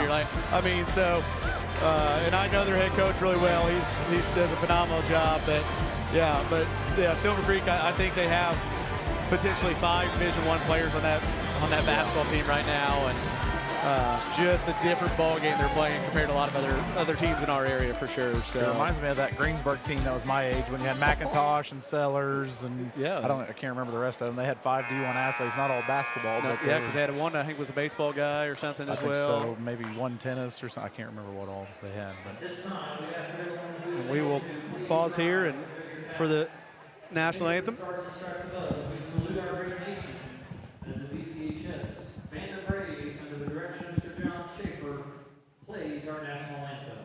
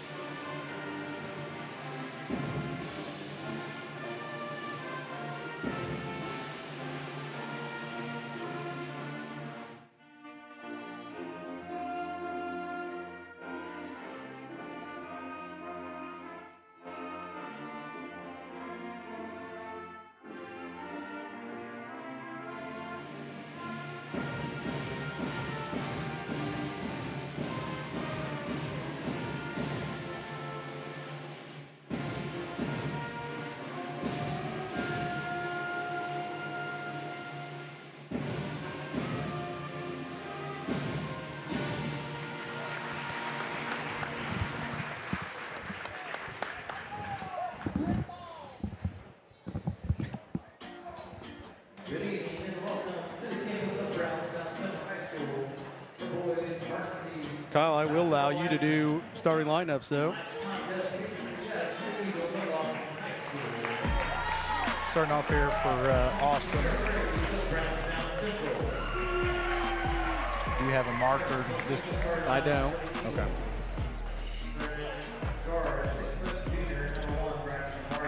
Number 1 for Austin, Braxton Barger, a 6-foot junior.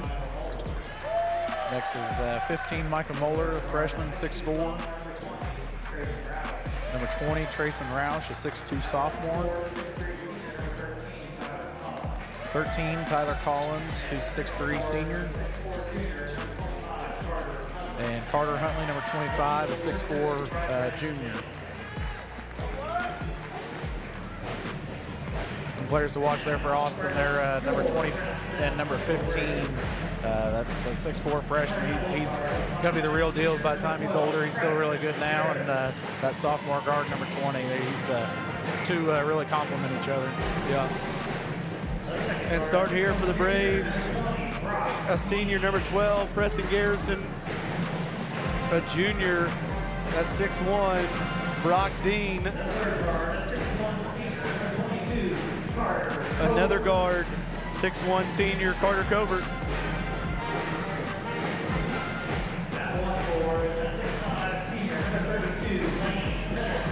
That 1'4" to 6'5" senior, Lane Pendleton. So nice to see him back in the lineup after battling and missing a good part of the season. And rounding out the lineup, a 6'4" sophomore, Eli Hutchison. Was it a foot injury that Lane had? Yeah, foot injury, yep. So got it in football season. Yep. So great to have him back, of course. Is this second or third game back? Yeah, he came back during the was it Charlestown or Corden? I want to say it was during the where's my list here? I'll tell you. Yeah, I think it was during the Charlestown game.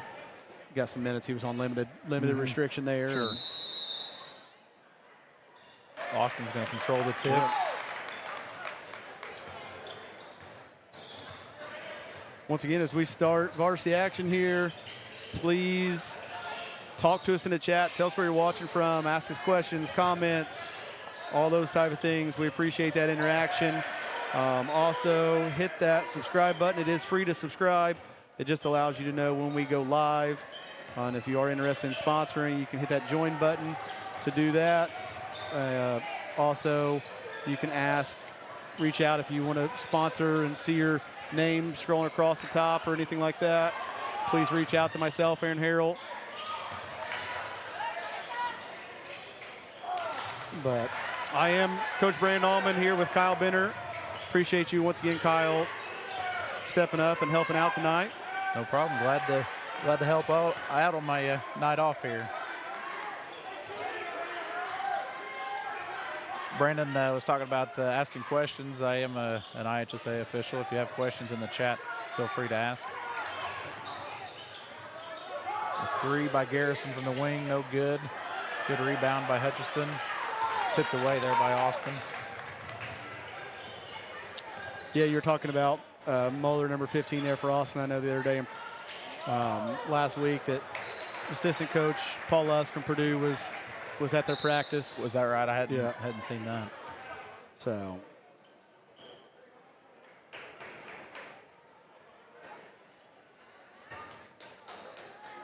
I've had Austin on the road twice officiating-wise this year, and he's going to be a really good ball player for the next several years, as he's only a freshman, as we talked about. Yeah, they're a young ball club, and I think when you look at their schedule, it definitely shows some of their youth. They started out early, struggling, had a 5-game losing streak there toward the beginning. They won that first one against Crothersville and then lost 5 in a row. But once again, they went on a 7-game winning streak before losing to a really good Charlestown team there. So, and their record sits at 9-7. So, great rebound after start. And got to give Coach Jamison a lot of credit, understanding that, you lose 7 in a row with a young ball club. It's real easy to lose those guys, but to be able to bounce back and win 7 in a row and have things like right now trending in the right direction. And I think they might be one of the favorites now in their sectional as well. I can imagine they're for being a young ball club, they can really put up the points, and they're really a solid team for being as young as they are. Gonna have a foul on Carter Covert here. Gonna be out of bounds.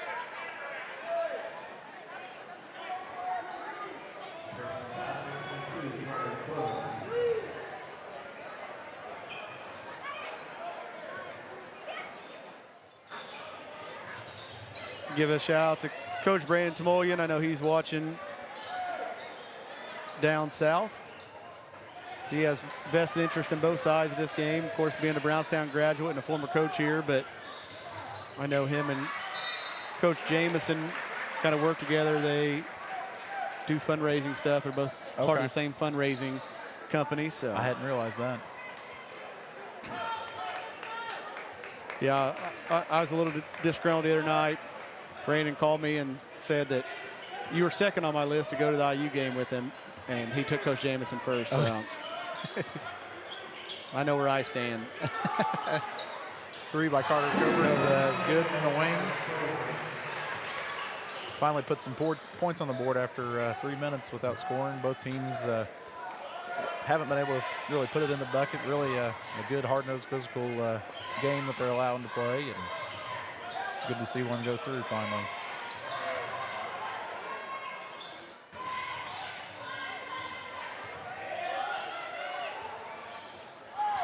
Rebound by Pendleton. Got to be strong with it. Good find by Garrison in the corner, going to be good.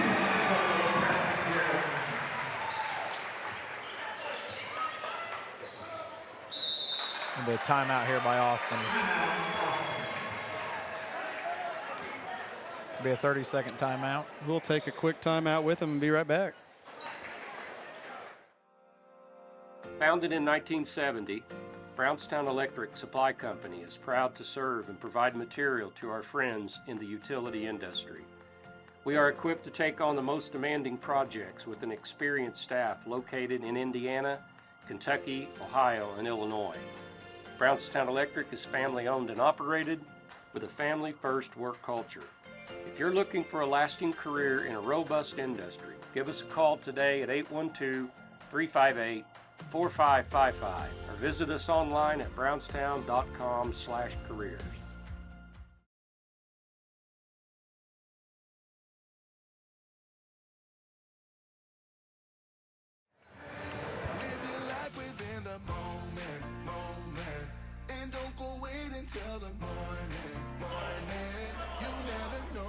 All right, we are back here after the timeout. Once again, your Braves off to a quick 6-0 start. Not a quick, but 3 minutes without scoring, but back-to-back threes and back-to-back possessions.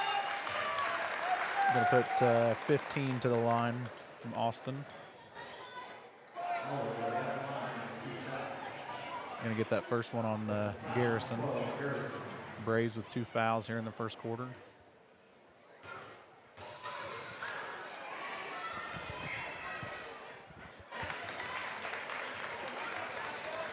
Good on the first. Garrison's got a tough guard here. Looks like Coach Benner's got him on Moeller there. And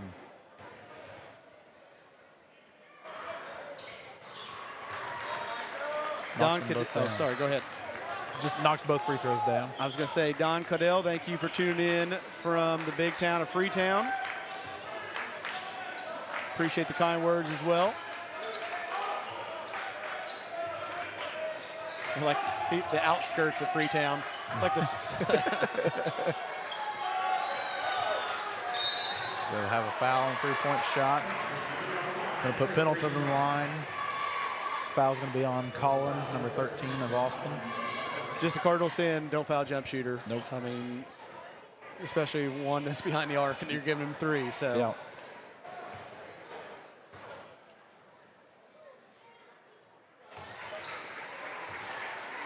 Especially with Pendleton, you don't want to see him getting hot early. Yeah, exactly. Give him a chance to put him at the line, see if you go through, and the second one is good.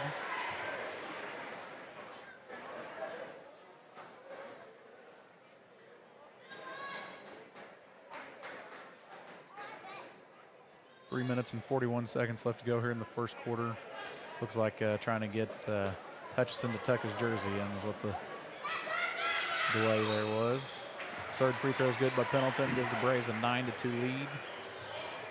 And that last one was the only one that hit anything but the bottom of the net. Those first two, I mean, were almost perfect.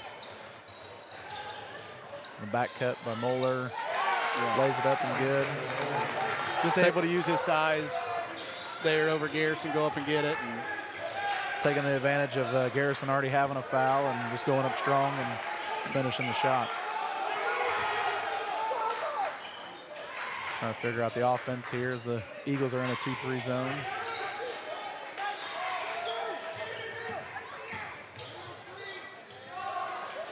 Three-pointer by Pendleton is good in the wing. Kyle, you hit the nail on the head earlier, right? You just don't want to see him get going, and giving him some free ones just allows that to happen. I mean, he's an elite shooter. You let any good shooter go to the line after he's struggling or not being able to knock any down, and it's almost a guarantee they're going to start hitting their next shots after they see a few free ones go in.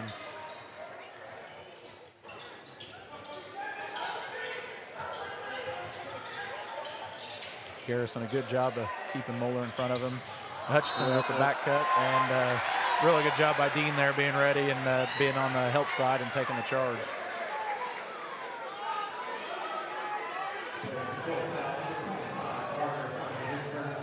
And that'll be his first and team's second. 2 fouls for both teams. We got 2 minutes and 25 seconds left here in the first quarter. Braves are ahead 12-4. Good find there. Yep. Even with the blocked shot there, it even goes in there. He get a tip of that? Yep. One of the new rules this year, if it hits the backboard and then the block attempt, it is now a goaltending. In that situation, it hadn't hit the backboard yet. Because anytime it hits the backboard, it's considered on its downward descent. So 3 by Moeller. Officiating-wise, it makes it so much easier for us to, if it hits that backboard, because prior to this year, if it did hit the backboard, you can still go up and you could have still went up and blocked it. So it's made it a little bit easier for us to decide on that, whether it's a goaltending or tipped out of bounds by Austin.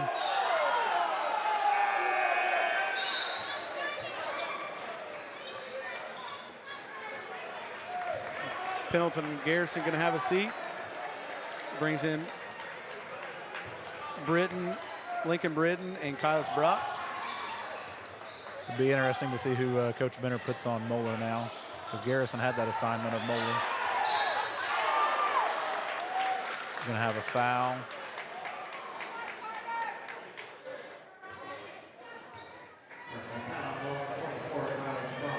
.24 Brock with the foul. Braves third of the quarter. Minute 20 left here in the first. Braves lead 14-7.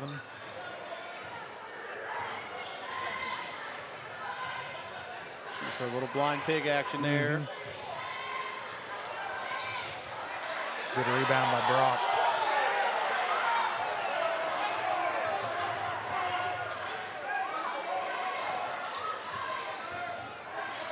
Under a minute to play here in quarter number 1.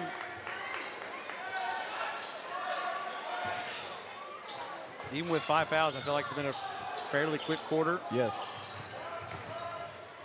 Good drive. Oh, got blocked. Got to go up with that Hutchison. Yeah. Finds Covert for 3.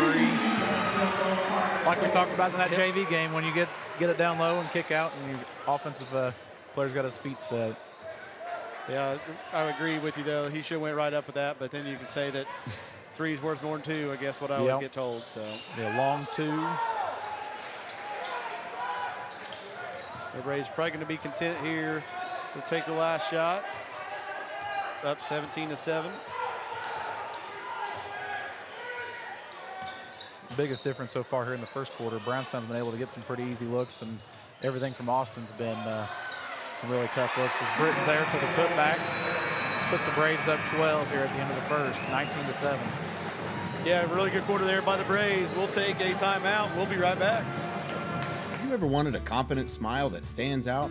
At Seymour Orthodontics, we're committed to giving you the smile of your dreams, your way. And it's not just Invisalign and braces. We use the latest technology, such as laser treatment for gummy smiles and temporary anchorage devices, which can take the place of expensive implants and even surgery. Not to mention an unrivaled choice of colors, from clear to glow-in-the-dark and even shaped braces and colors. Our motto is that we treat everyone like family, and we offer multiple treatment plans that fit your life and goals. Located in Seymour, right across the street from Seymour High School, Seymour Orthodontics is for everyone. from kids to adults, and we believe it's never too late to get the smile of your dreams. Call Seymour Orthodontics or visit www.seymourorthodontics.com today.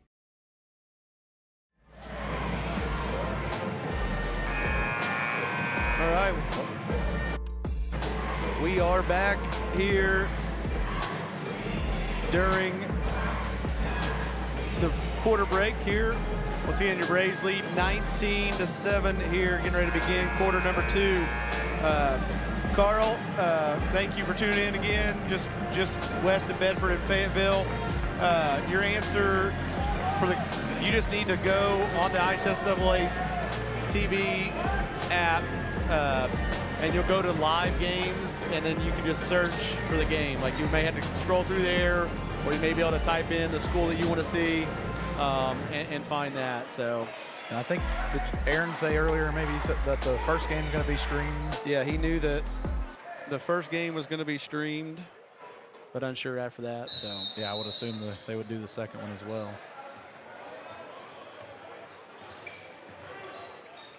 I would think so too, unless somehow, like, if somebody or some business has purchased, given money, they may only do the one.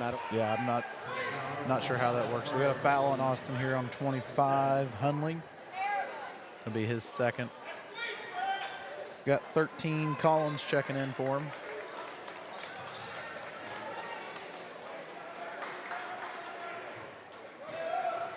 Yeah, Hunley, I think, was the one who picked up that charge earlier. So yep. Good find and put up by Pendleton.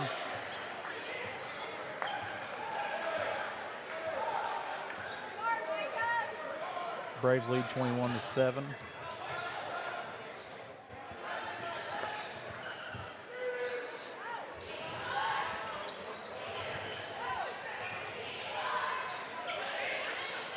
Or number 20 with the 3 gets him going here tonight. Roush. Yeah, big bucket there. Hadn't seemed like they had scored in a while, so. Yeah, that was what I was getting at there. Just felt like they'd been in a big drought.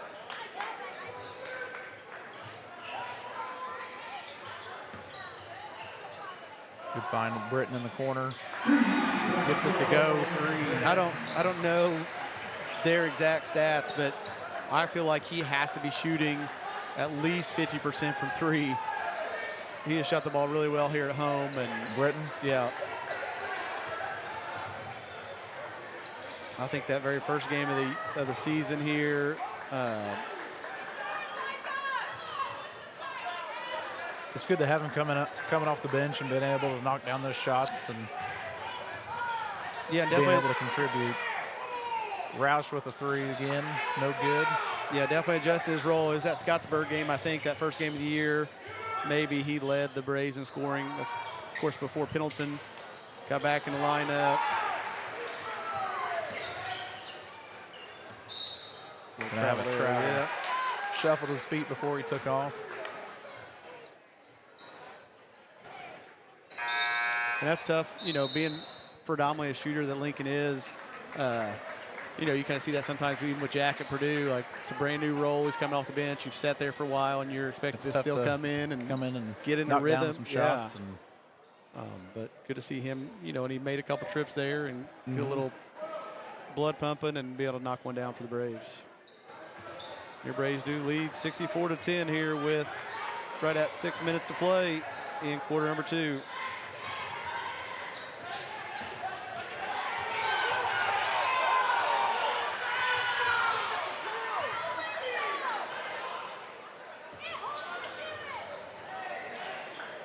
Austin trying to get in their set here. Braves really getting up in their grill and trying to force some mistakes and doing a good job of being up there, not fouling. Yep. And that's going to go the other way. Roush lowers his shoulder there.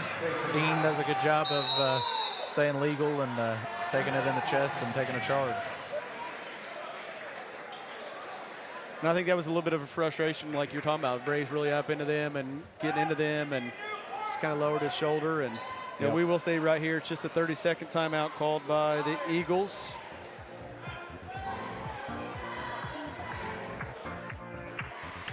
But, gotta watch some of these channels. Some of them are a little bit louder and different than others.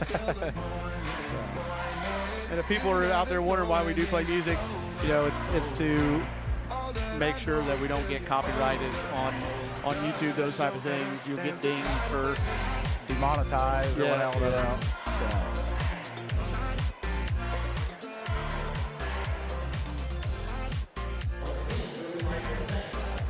I do like this timeout by Coach Jamison. Well, I thought he signaled a 30-second at first, but it must have changed. He did signal a 30. That's what I thought too, and we got both. So maybe he switched it, got both guys, or both groups were sitting down. So, or we would have taken a break, but oh well. So, once again, I will take this time to thank our sponsors. You see them up in the top left-hand corner of your screen, scrolling through there. So once again, please support those who support us. Without them, this would not be possible. As well as the names you see scrolling in the red. Those are our members that have donated money also for us. So thank you to everyone who's donated and making this possible, like we talked about in that JV game. People that aren't able to make it, or friends or family that live out of state, and without them we wouldn't be able to do this for free. Austin picking up the pressure there and able to force a turnover, not able to convert the layup though. Moeller's there to clean it up and put it up strong. Looked like Roush was a little worried about it, if anybody was going to come up with a block attempt, and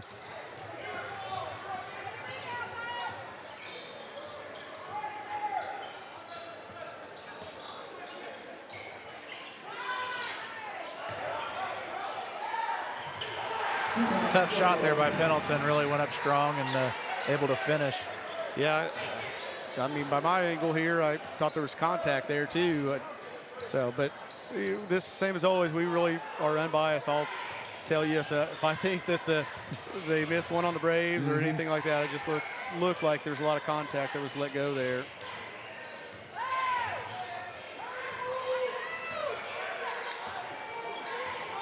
Yeah, there was a lot of contact, but good on Pendleton to go up strong and finish through there. A lot of contact there as well.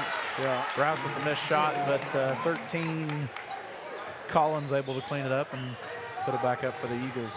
Yeah, that was one where the Braves came over from help side, and we didn't have anybody drop to help the helper, and easy put back there.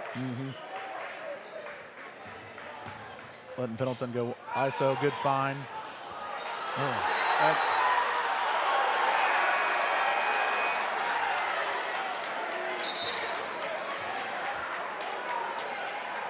I have no words for that one.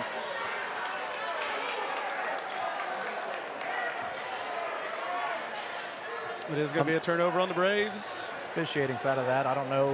I mean, we've got a great look from up here, but sometimes you get players that step right in your way. And trust me, if as officials, if we start guessing, you're going to be a lot more mad at us than if we call it as we see it. So. I appreciate that. I know that after having Mike Wright alongside me a lot, that he, you guys have a brotherhood as well, and and explain some of those things and stuff like that makes sense. And I know Don caught. Oh, better hurry up! Can't get down there quick enough. Another turnover there by the Braves. Quickly back the other way by Austin. Not sure if we got that on covert or if got that on. Yeah, but here is one. I saw this a couple times in my game the other night. I felt like I've seen it a couple times here. To me, that's the one I know on Ref Talk and everything else. Like I think that's a shooting foul. Oh, He picks up his dribble. He's going into the active shooting. There's nothing else he's doing there. That should be 2 free throws, and instead it's going to be out of bounds. And it's not a new rule either. No. They kind of clarified it up and cleaned the rule up a little bit this year. But after the dribble is ended, which once they've picked up that dribble and they shoot, you're going into the continuous shooting motion or habitual shooting motion. Yeah, and I thought that's the second time I thought Austin probably should have been going to line shooting, and it's been called on the floor. They get Hutchison with a foul.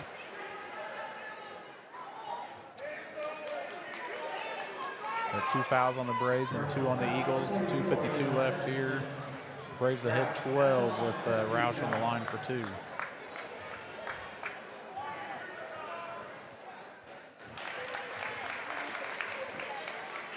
And go back to that habitual shooting motion. Sometimes it's tough if you blow the whistle and you don't watch the result of the play and you turn your head or something. Sometimes those can not see the rest of that play.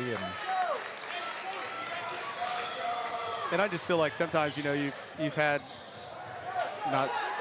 officials who have been officiating for a long time, and they just, one, don't keep up with the game, or, you know, 2, you've called it for so long a certain way, and it's hard to get out of that habit. 3 from Covert from the wing. And I know I've talked with plenty of other officials about guys who, you know, you've had these guys who've done it for a long time, and they think they know what they're doing, and they don't try to educate themselves. They don't watch film. Like, I know you watch film. Like, you've requested film before, you know, and trying to learn to make yourself better. Some of those guys are past that, and they just don't do that. Yeah. In today's day and age, with the amount of resources out there, all the games live streamed, all the games filmed. I mean, I talked with guys from 20 years ago when they had to request films, and kind of like coaches, it's on a CD or on anything like that. Nowadays with the technology, or being able to watch college games and stuff, and kind of applying what it would be at the high school level. Good hustle there by Dean to knock that one out of bounds. Don, glad we could help out. Once again, if you guys have questions, feel free to ask. Kyle, once again, a varsity official, I usually feel like I'm pretty up to snuff, so to speak, on rules, and I keep up with that stuff. And, you know, I referee a lot of games in the summer, but Kyle does it, you know, all the time. And I know for a fact that, you know, we're on a Facebook officiating group together, and he's constantly posting plays, asking questions, giving replies. So I know he's like a bookworm, so to speak, when it comes to the rules and all that. So there's still a few out there that slip, and that's why I post to try and learn. And I've yet to officiate a perfect game, and if I do, I may as well hang it up, because I don't know if it'll ever happen again. So, but just trying to work at it. But I also think that's what makes good officials, that know they miss some. It's tough. There's some guys that I think they never miss a call. So, but good board here by the and then turnover. He can't get to it. Wasn't able to corral it. That was getting ready to say that might be showtime. We'll have a foul here with Hutchison going to the line.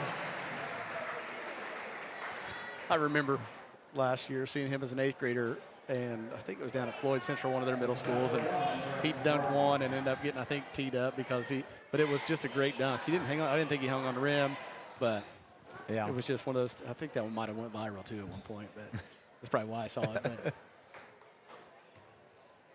Foul on Austin there was on Barger, his first. Moeller getting a much-needed break there. He was gasping for a lot of air. He's played hard. He was one, almost had that open layup, just couldn't quite get to it. I felt like I had to be wrong on the score because it hadn't been a score for ever. Yeah, that's right. Surprisingly. Again. Braves lead by 15, 44.4 seconds left.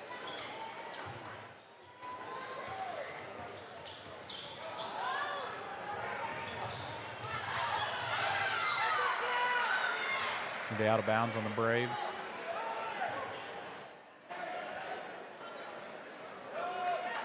Not much of a break for Moeller. No, not much of a break. I think that much needed though to try and get some points here to end the half. That was it. I saw Coach Jameson look at him and ask him like, "Hey, we need you in this possession. Like, we need a bucket here." Covert going to come in here as well for Brock.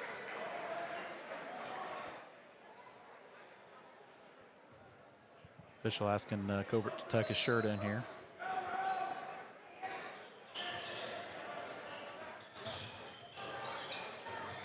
Barger for 3. A couple of games that I've seen, if he can get hot, the Braves might be in trouble here. He's got a quick release. He can shoot quick and sometimes not have his feet set, just being able to get a shot up. I know that was one of Coach Bender's keys of the game, no set threes.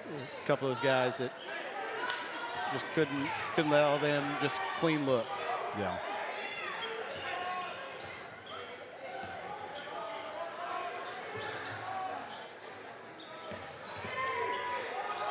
Dean for three off the front.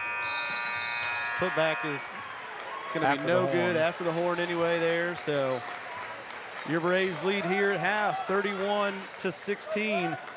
We will take about an 8 or 9 minute break, and we'll be right back to begin quarter number 3. Yeah. So thank you guys for tuning in.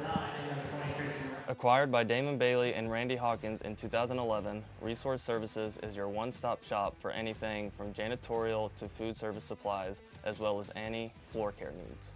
Resource Services specializes in K-12 education. We are the preferred vendor for the Indiana Approved Shopping Cooperative. We offer name brands with competitive pricing. Our staff is trained to help solve your issues and help save you money. Centrally located in Bedford, Indiana, we service the entire state of Indiana, Michigan, Kentucky, Southern Illinois, Missouri, and parts of Tennessee. Give us a call today at 812-275-4790.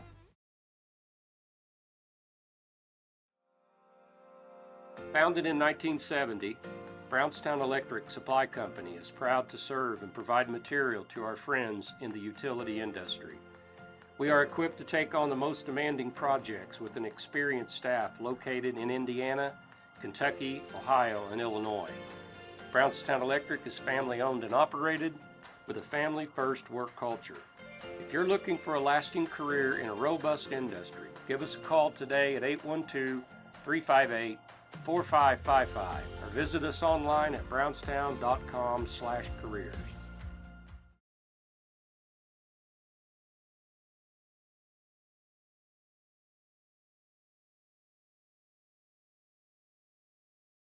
Finding the right insurance coverage can be a daunting task, but fear not, because here at Brown Family Insurance, we've got your back. With years of experience and a dedication to our community, we're your trusted local independent agency, including companies such as Erie Insurance, Western Reserve Group, and Progressive. From auto, home, business, and life, we're here to tailor the perfect insurance solution just for you. Because protecting what matters most is not just a job for us, it's our passion. Contact our staff today and let's secure your future together. Have you ever wanted a confident smile that stands out? At Seymour Orthodontics, we're committed to giving you the smile of your dreams, your way. And it's not just Invisalign and braces. We use the latest technology such as laser treatment for gummy smiles and temporary anchorage devices, which can take the place of expensive implants and even surgery. Not to mention an unrivaled choice of colors, from clear to glow-in-the-dark and even shaped braces and colors. Our motto is that we treat everyone like family, and we offer multiple treatment plans that fit your life and goals. Located in Seymour, right across the street from Seymour High School, Seymour Orthodontics is for everyone, from kids to adults, and we believe it's never too late to get the smile of your dreams. Call Seymour Orthodontics or visit www.seymourorthodontics.com today. In the heart of Indiana, where American ingenuity meets German inspiration, a legacy is born. Flederman von Riest, designed and hand-assembled in Indiana, inspired by timeless German craftsmanship. The Hanoverian Tool Watch, a 41mm testament to the artistry and dedication to the watchmaking industry. Discover the Munchner, a 44mm powerhouse with a Swiss mechanical movement, with design elements that pays tribute to the iconic city of Munich. From daytime hustle to evening galas, it transitions seamlessly. A legacy. Wear the heritage, embrace the future. Flederman von Riest. Visit vonriest.com today. Acquired by Damon Bailey and Randy Hawkins in 2011, Resource Services is your one-stop shop for anything from janitorial to food service supplies, as well as any floor care needs. Resource Services specializes in K through 12 education. We are the preferred vendor for the Indiana Approved Shopping Cooperative. We offer name brands with competitive pricing. Our staff is trained to help solve your issues and help save you money. Centrally located in Bedford, Indiana, we service the entire state of Indiana, Michigan, Kentucky, Southern Illinois, Missouri, and parts of Tennessee. Give us a call today at 812-275-4790. Founded in 1970, Brownstown Electric Supply Company is proud to serve and provide material to our friends in the utility industry. We are equipped to take on the most demanding projects with an experienced staff located in Indiana, Kentucky, Ohio, and Illinois. Brownstown Electric is family-owned and operated with a family-first work culture. If you're looking for a lasting career in a robust industry, give us a call today at 812-358-4555 or visit us online at brownstown.com/careers. Finding the right insurance coverage can be a daunting task, but fear not, because here at Brown Family Insurance, we've got your back. With years of experience and a dedication to our community, we're your trusted local independent agency, including companies such as Erie Insurance, Western Reserve Group, and Progressive. From auto, home, business, and life, we're here to tailor the perfect insurance solution just for you. Because protecting what matters most is not just a job for us, it's our passion. Contact our staff today and let's secure your future together. Have you ever wanted a confident smile that stands out? At Seymour Orthodontics, we're committed to giving you the smile of your dreams, your way. And it's not just Invisalign and braces. We use the latest technology such as laser treatment for gummy smiles and temporary anchorage devices, which can take the place of expensive implants and even surgery. Not to mention an unrivaled choice of colors, from clear to glow-in-the-dark and even shaped braces and colors. Our motto is that we treat everyone like family, and we offer multiple treatment plans that fit your life and goals. Located in Seymour, right across the street from Seymour High School, Seymour Orthodontics is for everyone, from kids to adults, and we believe it's never too late to get the smile of your dreams.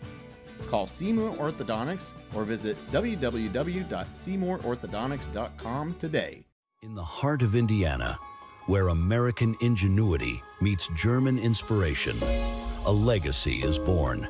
Flederman von Riest, designed and hand-assembled in Indiana, inspired by timeless German craftsmanship. The Hanoverian Tool Watch, a 41mm testament to the artistry and dedication to the watchmaking industry.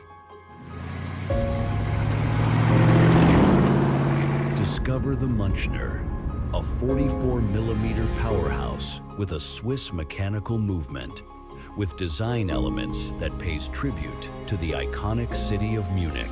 From daytime hustle to evening galas, it transitions seamlessly. A legacy. Wear the heritage, embrace the future. Flederman von Riest. Visit vonriest.com today.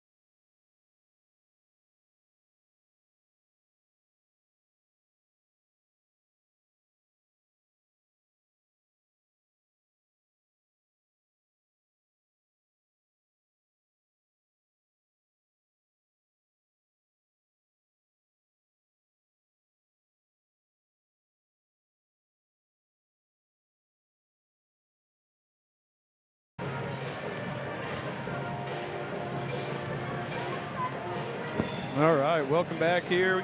Got a minute 10 here before halftime. Kind of laughing. Coach McCory texted me here a little bit about a couple things, and Of course, he's a licensed official as well. Okay. And has done some games. So he was just talking about that play earlier that there was a lot of contact. It ended up being a travel, but no, it's all good. But Coach T, he messaged me, and he's going to Cody Johnson concert tomorrow. Nice. So I know my wife had talked about that. She's like, well, you never know what. And then the tickets like skyrocketed afterwards. Yeah. So where's he playing at? I think Louisville. I think.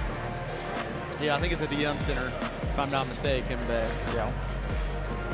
no, I'm going to ask you your thoughts again. I'm usually always getting that question asked to me, so it's always nice to hear somebody else's opinion sometimes about, what do you think Austin needs to do here to try to claw their way back in. Of course, I know, like I tell our girls, like there's no 5-10-point plays. It's got to be one possession at a time. But what do you think what do they need to do to try to get some momentum here, swinging in their favor? I mean, obviously, Brownstown's given a lot of emphasis to Moeller and Roush. The other three players on the floor, when they have their opportunities, need to be able to knock down shots and take care of the basketball. They've had several turnovers as well, and just really take care of the ball and be able to, the other 2 or 3 players on the floor that's not Roush or Moeller, be able to knock down some shots and move the ball around, and good things will happen when you do that. Yeah, and I think the Braves, on the Braves side of things, they got to try to keep getting the basketball inside and play through Pendleton and Hutchinson inside. And if anything, if they don't have anything, look for some kickouts, and had a lot of success with that. Pendleton read that backdoor play perfectly from the weak side to come up with a steal. And if you're Austin, that's exactly how you don't want to start. Be his third, I believe. Yeah, on, you are Hundley. correct. Yep. He had that offense. Frustration there. They had the turnover and then coming down and just frustrated and hasn't been able to get much in a rhythm just with that foul trouble. Yeah, that was a foul away from the ball right in front of the official. That was an easy call for him to make. Yeah.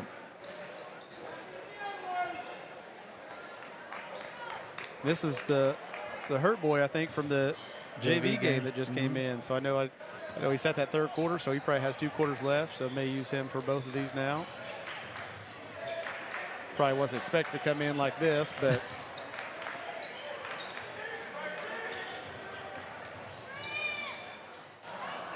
Pendleton got 2 shots here. I'm going to ask you this too, because I'm not watching here, I couldn't see very well. I know the guy went down. I couldn't see if there was much contact. To me, there was some slight contact. Moore got him on the hip. I think on that potential block charge play, in my opinion, probably would have went and block on him if did have a call. So probably a good no contact or no foul call. Pendleton didn't go down. He was able to get his own rebound. Just be able to. Now, if Pendleton goes down on that shot, then you probably have a defensive foul, and you're shooting 2 free throws again there. As he knocks down the second one. No, the only reason I was asking, since we've talked about a lot of good rule things, last year there was a big push for the faking being fouled. Yes. And I've never thought that's been a problem. I've been in coaching now for over 20 years at the high school level, and I've never felt that that's ever been a big issue. And I know there's a kind of like a point of emphasis or whatever a couple years ago or last year. I didn't see it get called one time this year. I called it once in a game this year, and I called it once last year in like a middle school game. I think most of that comes with the on the offensive end. They're trying to get rid of the head bob, and they on jump shots when there's no contact coming down. As officials, though, it's hard for us to watch that offensive player because they teach us to keep an eye on the defensive player and maintain that. So you're not really having very many eyes on the head bobs, maybe more on the 3-point shots or 2-point shots falling down without any contact. But I agree. I don't think it's something in our area, at least, that you really see a whole lot. A lot of people think it's just on the block charge type plays, but it's also could be called on offense as well. Yeah, and I'm a biggest Jack Bender fan as anybody, but that is one area that I know he was really good at, Yeah. especially off the dribble, being able to use his head and kind of fake that kind of stuff and bait some officials into getting that call. He was fortunate that came a year after he graduated. I agree.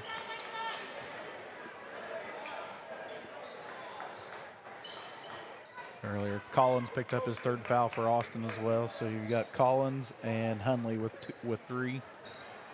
Yeah, and they were, picked up 3 fouls within 2 minutes here in quarter number 3, and that's a big thing because, you only got one more foul to give, and then next one you're into bonus already, and you definitely don't want to put the Braves at the line, giving them free opportunities to score. When you're trying to get back in this ball game, you definitely don't want to be, like you said, putting them at the line for 2 or 3.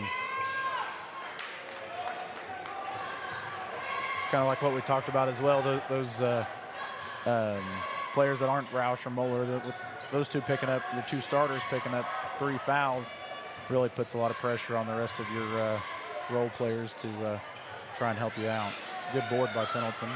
Yeah, I would have liked to seen Covert just shoot that 3. I know he tried to shot fake and go 1 dribble pull up there, but I thought that Pendleton did a great job of drawing his defender and kick and was in rhythm, but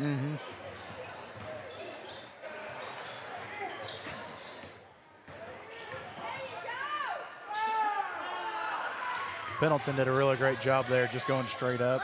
Didn't jump into Moeller on the shot, just kept that verticality and didn't pick up a foul there. Have it out of bounds on Austin.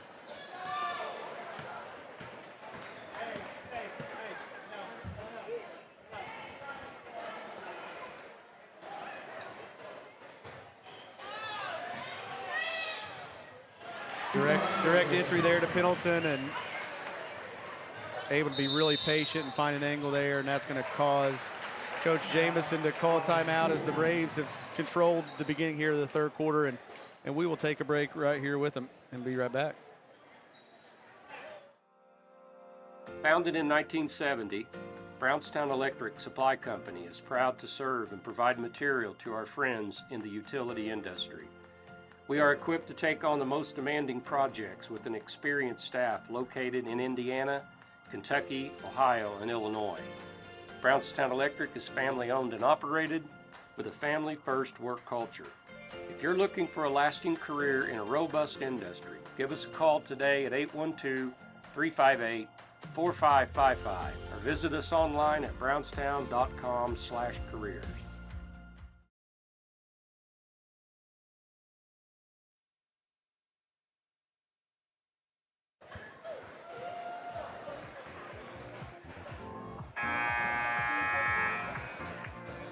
And with 4:58 here to go in quarter number 3, your Braves have doubled up Austin here, 36-18.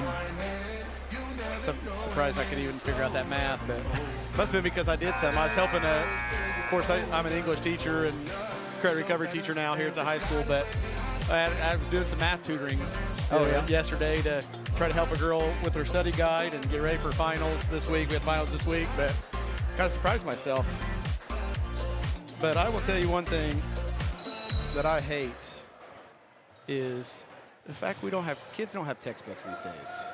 Is that right? There's it's all on iPads. Online, and the teachers give notes. And I mean, there may be some classes that have some, but the math books don't. And I'm one of those old school guys. I need that math book to sit down and teach myself and see a couple examples. But yeah, good strong take there, and got hit on that looked like right on the elbow there.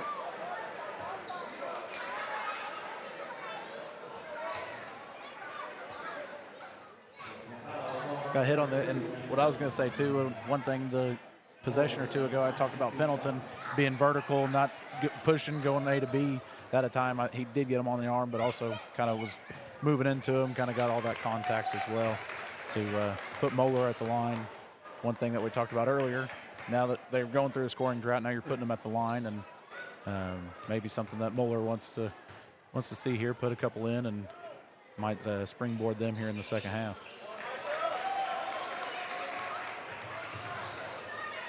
Austin going to pick up full court pressure here. 1-2-2. And that's not a good decision there. Pendleton will pick up his 3rd now. course, I know you said you don't watch much NBA. I'm a big NBA guy. And in the NBA, that would have been a clear path foul right there. That would have been shots right? in the ball, yeah, because he was ahead and gets fouled from behind. It's an automatic clear path foul for the most part. And it's one of the NBA, one of the rules that I really do like. I mean, you'll see that sometimes. You don't see it a whole lot, I guess, but, you know, there'll be a breakaway and there'll be a foul somewhere back. I mean, and it negates it.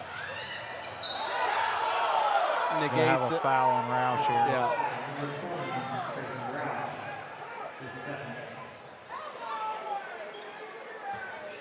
It negates a breakaway. Just kind of like that. Like, that's going to be 2 points right there. And a good foul by Pendleton, even though it was his third, prevents that bucket. But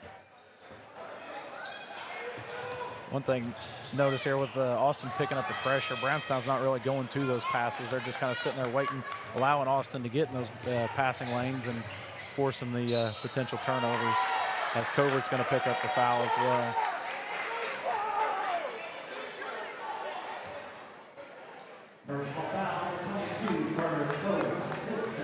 Only Covert's second of the game. Getting an explanation from the official what he did there.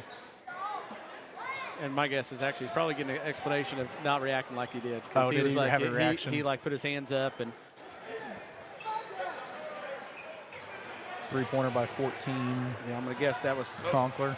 I'm gonna guess that was a scouting report thing there. He let him shoot it. Yeah. There wasn't anybody within like Sometimes 10 there's feet a reason you're open. Yeah. But back to what Covert reacted on that, that's something officiating-wise you want to just kind of say, hey, I understand you're frustrated, something, just, hey, don't react to that. Yeah.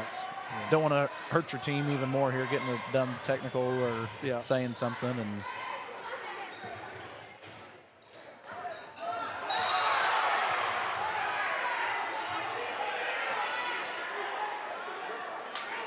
I have a foul on Dean, it appears.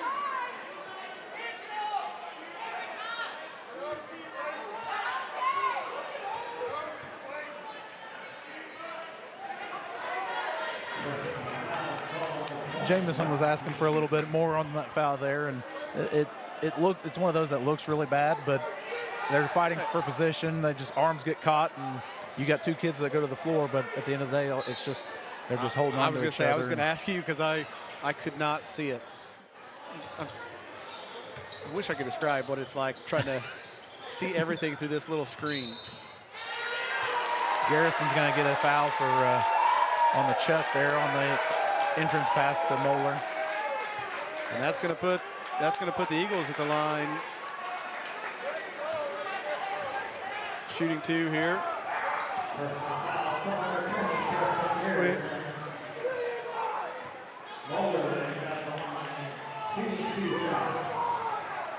Something for Garrison. It's something, hey, just listen and don't talk. You're putting more eyes on you here as an official. You got an alert. Got a radar on a player there, and you want to be careful. Don't want to get caught saying something you shouldn't. And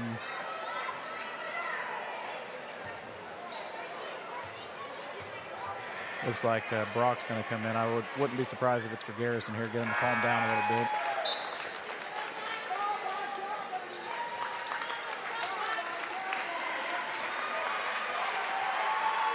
You see, this is something that I struggle with. I know he's a veteran official. Like, there's no reason at all to hear anything in the stands. Like when I officiate, I know it's not necessarily in as big of a gymnasium, but you don't hear that stuff. You just block it out. Like, you don't.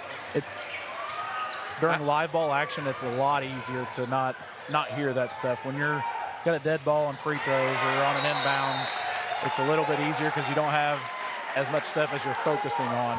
I mean, it's just. But I always feel like that's just a bad look. If any time officials are looking up the stands or, I don't know, just, I especially after I went back and watched film and stuff and seeing officials, you know, like chatting it up with fans, and I just don't. I think even positive or negatively. Yeah, I agree. I just think that's unprofessional, even if it is positive. I don't know. And I know the officials also want to get a good rapport of fans and, you know, that type of thing too. I totally get that. It's an image thing, but. Pendleton's going to go to the line here as well. And both teams, Bowlers we first. talked about that first quarter and really first half going really quickly. And now here this quarter feels like it's drug on a while because both teams now on the bonus to rest away. And I hope that made sense what I was No, I talking understand. about there. With the professional side of the officiating, I mean, you'll hear a lot of different opinions on stuff, and it's. I try not, when I officiate, just keep eyes on the floor, eyes on the benches, just as much as you can. I mean, we're all human. You hear some of that stuff and you want to react. It's just sometimes you just have to have thick skin and let it roll off your back and just go on. I agree. I love the term thick skin. Like you just do. You just you know it's a position. Unfortunately, you're going to get yelled at. You're going to get comments. Just the same as a coach, right? We're going to get fans or parents or student section, all that kind of stuff. Just kind of.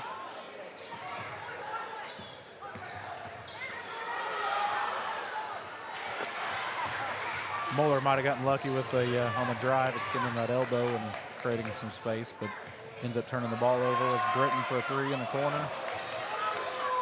No good. Eagles here pushing the ball.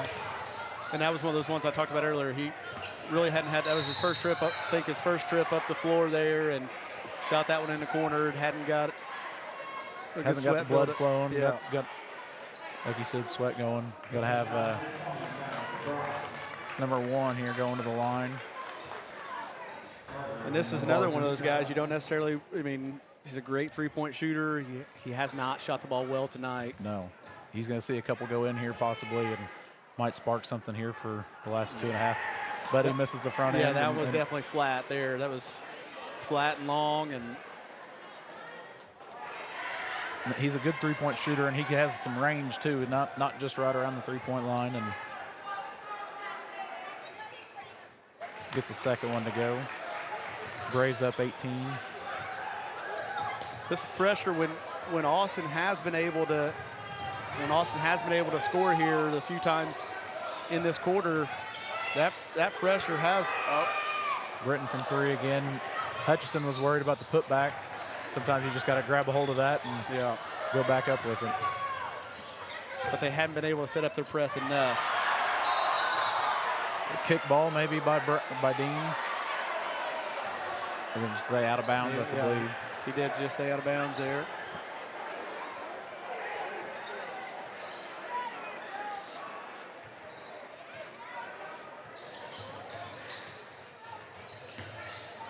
Barger for 3. That one knocks it down. You see, knocks the free throw down. Saw something go through the net. And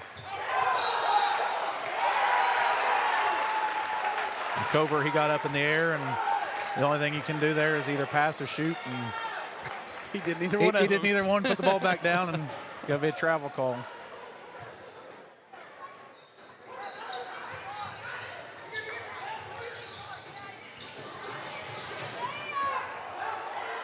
Barger for 3 from about the same spot. Got another one to go.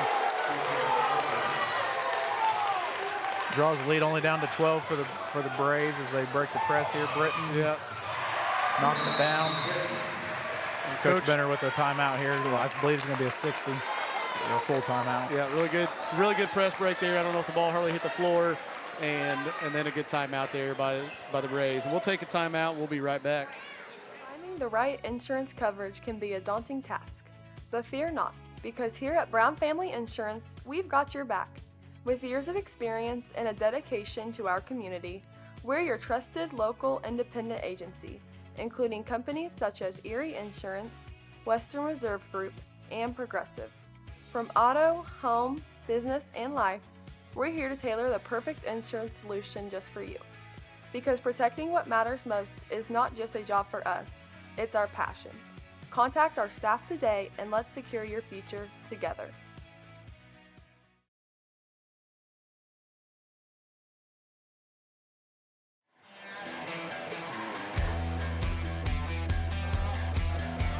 Once again, we are back here at the pit. The Braves lead 43-29. A layup there by Lincoln Britton canceled out at least an Austin 7-0 run there. I like the timeout by Coach Benner, get his guys settled back down, hopefully refocus their attention on the defensive end, and and get some stops here and try to get that lead back up to 18, 19, 20 points. But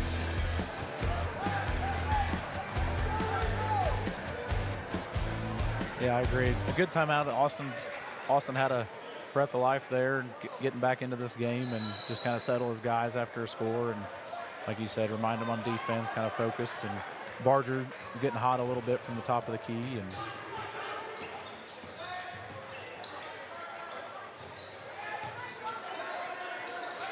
Roush is with it at the top of the key. Kicks it over to 14. Got Moeller for a 3. No good. Good board by Piddleton.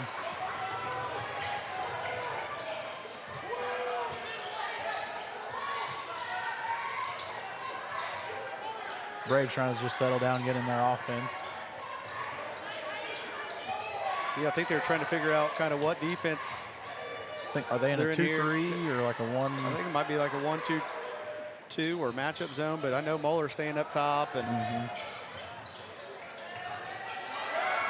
Gets in the passing lane there. Barger gets a turnover.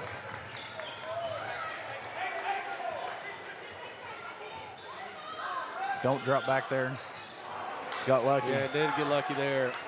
Dean anticipating the screen, just drops back, gives him enough space, and got fortunate it didn't get it knocked down.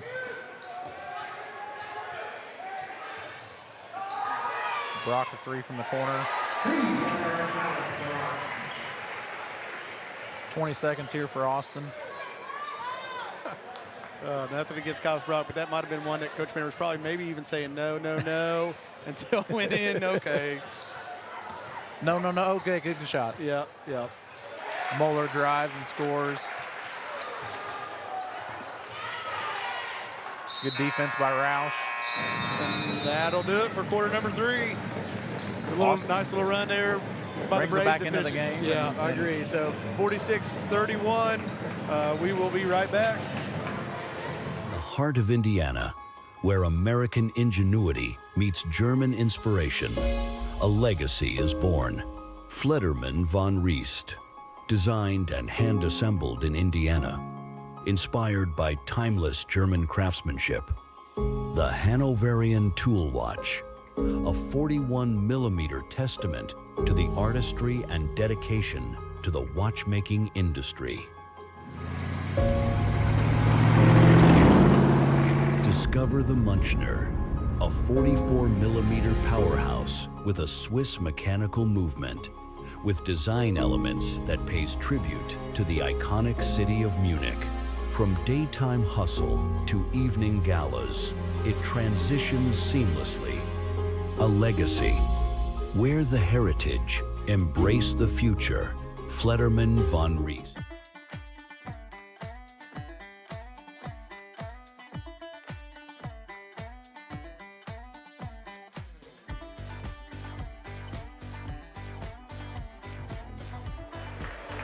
All right, we are back here ready to start quarter number 4. Once again, your Braves lead by 15, 46-31.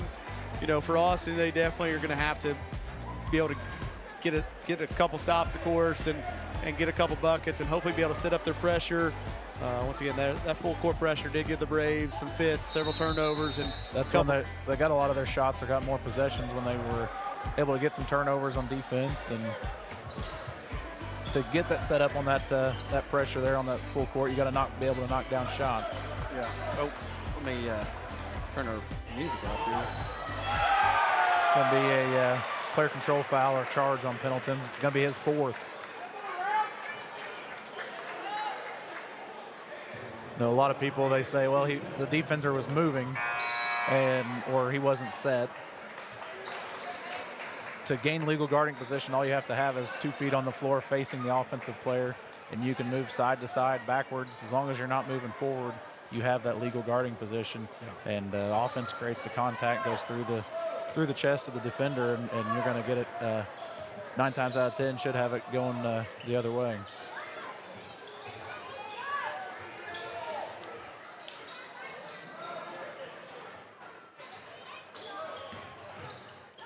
Moeller shoots over top of Garrison. A little too strong. Yep, tough shot. Good defense there. I mean, that's all you ask. Good players are going to go up and make those shots at times, but just make them as difficult as possible.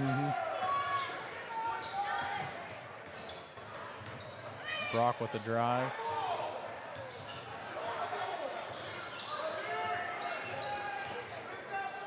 Back in maybe a 2-3 zone. Good tip out by Brock. Great. And the three by Covert. No good. Moeller fighting for it.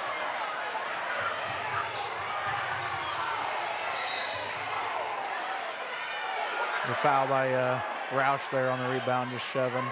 I know Coach Benner wanted a foul on Hutchison there, or not a foul on Hutchison, but something against Hutchison when he hit the floor there. But he's just going for the ball, and believe it or not, basketball is a contact sport. Not all contact's illegal. Yeah, I couldn't tell. Unfortunate for Hutchison. He just lost his feet on footing and trying to go for the ball and ended up, I think, landing on his hip or his tailbone maybe there. And I'll take your word for it. Once again, I couldn't see. I was going to ask if maybe it was displacement or anything like that. I just saw it looked like he went up, and all I saw next was he was on the ground. From what I saw, I didn't see any displacement. Just like when I officiated, I might have missed that, but from up here, at least I didn't see. Just going for the ball, lost his footing, and going to be a foul on number 3. As Dean did lean his shoulder into him, but number 3 there hurt there from the JV game there. Was just into him with that body contact first before the shoulder. Picking up that pressure.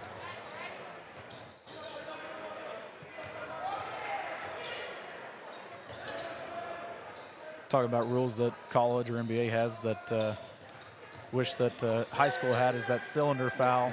Would be a perfect example of there, and that's a great explanation that you can go and say, hey, he's in his cylinder.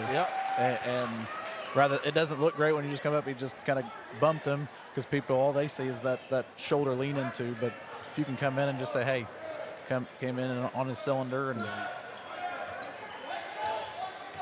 speaking of college games, do you have any interest in possibly moving up, doing maybe small college games in our area or anything like that? Going to be a charge there on Moeller. Dean did a great job. He was there the whole time. Moeller just went to and through him there. I would love to go and officiate college.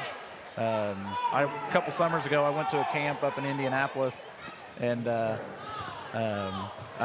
old Big Ten official, Bo Borowski, he assigned Big Bo. Before I officiated, I was a student up at Purdue and going to Purdue basketball games, seeing him all the time. I probably had some choice words from Bo up in the student section, but going to his camp and learning from a lot of them was a really great learning experience. I felt like, I don't know, because I watch a lot of basketball. I felt like he had every Big Ten game, or every Wisconsin game I ever watched. I felt like he was doing a lot of those. Yeah. But it is like, my wife and I, we just recently had our firstborn here 4 months ago, let alone the high school travel and stuff going to games. But when you're going to college games that are several hours away and trying to spend several years down in the D3 NAIA ranks, just right now with how we are with the family, is really probably just going to focus on high school, maybe later on in life. But as it sits right now, as Dean hits a 3 there on the wing, I know on a lot of those D1 guys, they'll show like their travel in the last 14, 15 days, and those guys don't have a night off. They're going from east to west coast, and sometimes they're on 9, 11 o'clock at night, and they're coming and doing a noon game somewhere on the other side of the coast. And personally, I don't know how those guys do it. I know I wouldn't be at my best doing all that travel and stuff. But Brock Dean picked up his second. Roush here at the line. And you know, kids are game changers. I mean, they are. It's just, I mean, it makes coaching difficult. I mean, you know, if there'd be a reason for me to step down from coaching right now, definitely would be my 2 kids. And know it's hard to justify at times missing their stuff, you know, for other kids. Yeah. It's important to have like my wife. I appreciate her just the sacrifice and being at home a lot of times even before we had Calvin, just being at home a lot with me being on the road during basketball and football season, and now with Calvin, and we're very fortunate to have a great support system at home, and that's key if you're coaching, officiating, having that system. So yeah, it is. Getting the trap, picking up that pressure.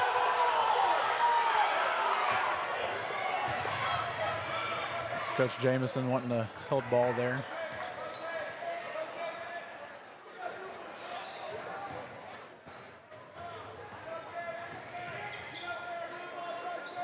I think that just kind of like we talked earlier, something that angles that officials have. Sometimes you can't see that held ball, or sometimes you can't see different things.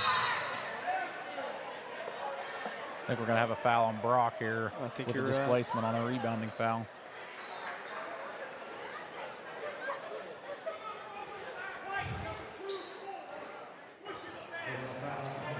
That'll be the Braves' third team foul. Third foul on Brock as well. The Eagles do have 4, so the next foul on the Eagles will be bonus for the Braves, of course, as long as it wasn't a player control foul. Or an illegal screen. Yeah. One thing on that foul on Brock, just he's going for the ball, but it just goes through a player, and that's what they consider displacement. Roush for 3.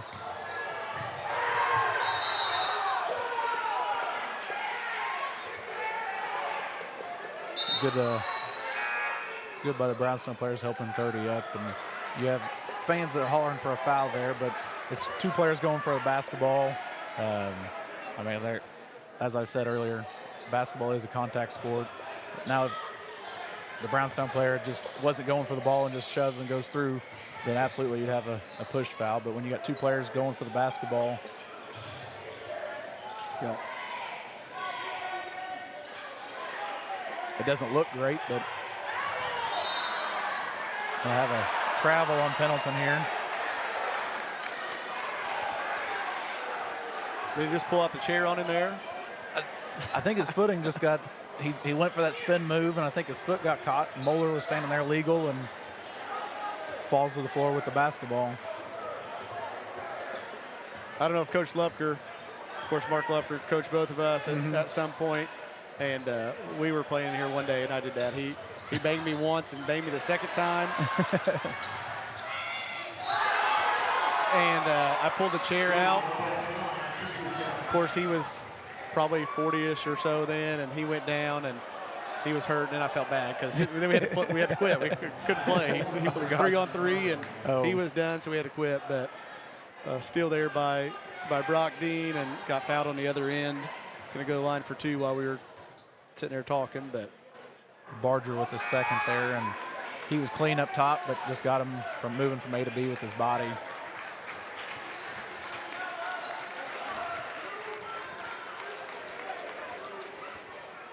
When we were talking, I wasn't paying a whole lot of attention. That was close to maybe hitting the backboard first, and then you could have had a goaltend possibly with the foul. So I think they had it right. It was just one of those that was real close right before maybe it hit the glass.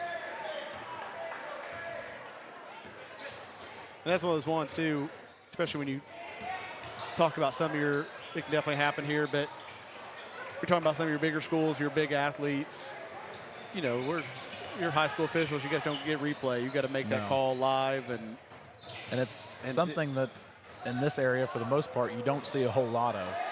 And I know it catches me by surprise when I do get it, just because a lot of my games, when you're doing 1A, 2A, even some 3A games, you don't have the guys that can get up and have the above the rim play, and when you do have it, sometimes it can catch you by surprise if you're not careful. So yeah, even watching NBA games and stuff, and it happens, and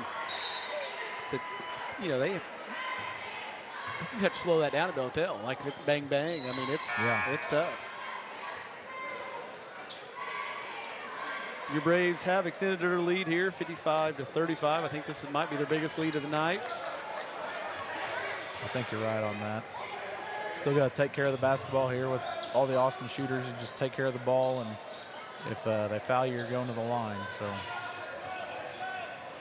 good find. Yeah. Good spin move and put up by Pendleton.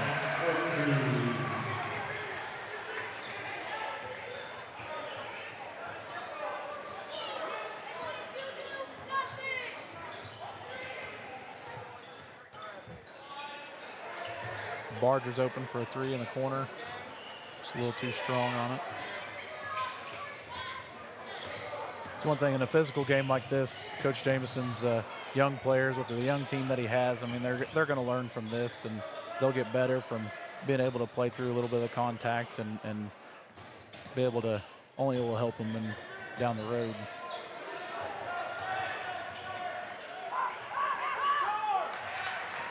Good block by Moeller. Yeah, good block there. That'd have probably been one once Pendleton didn't get the first fake there. Something to kick out. Yeah. And you got a 20-point lead. Just save them from a potential fast break going the other way. And we are going to have a full timeout here called by Coach Jameson, and we will take a timeout with him. Finding the right insurance coverage can be a daunting task, but fear not, because here at Brown Family Insurance, we've got your back. With years of experience and a dedication to our community, we're your trusted local independent agency, including companies such as Erie Insurance, Western Reserve Group, and Progressive. From auto, home, business, and life, we're here to tailor the perfect insurance solution just for you. Because protecting what matters most is not just a job for us, it's our passion. Contact our staff today and let's secure your future together. Founded in 1970, Brownstown Electric Supply Company is proud to serve and provide material to our friends in the utility industry. We are equipped to take on the most demanding projects with an experienced staff located in Indiana, Kentucky, Ohio, and Illinois. Brownstown Electric is family-owned and operated with a family-first work culture. If you're looking for a lasting career in a robust industry, give us a call today at 812-358-4555 or visit. All right, minute 1 left to play here in quarter number 4. The Braves are going to get a wide open layup here off the pressure. Under a minute to go here. Coach Benner going to put in. Nope, another steal here. A little too strong by Garrison. Yeah.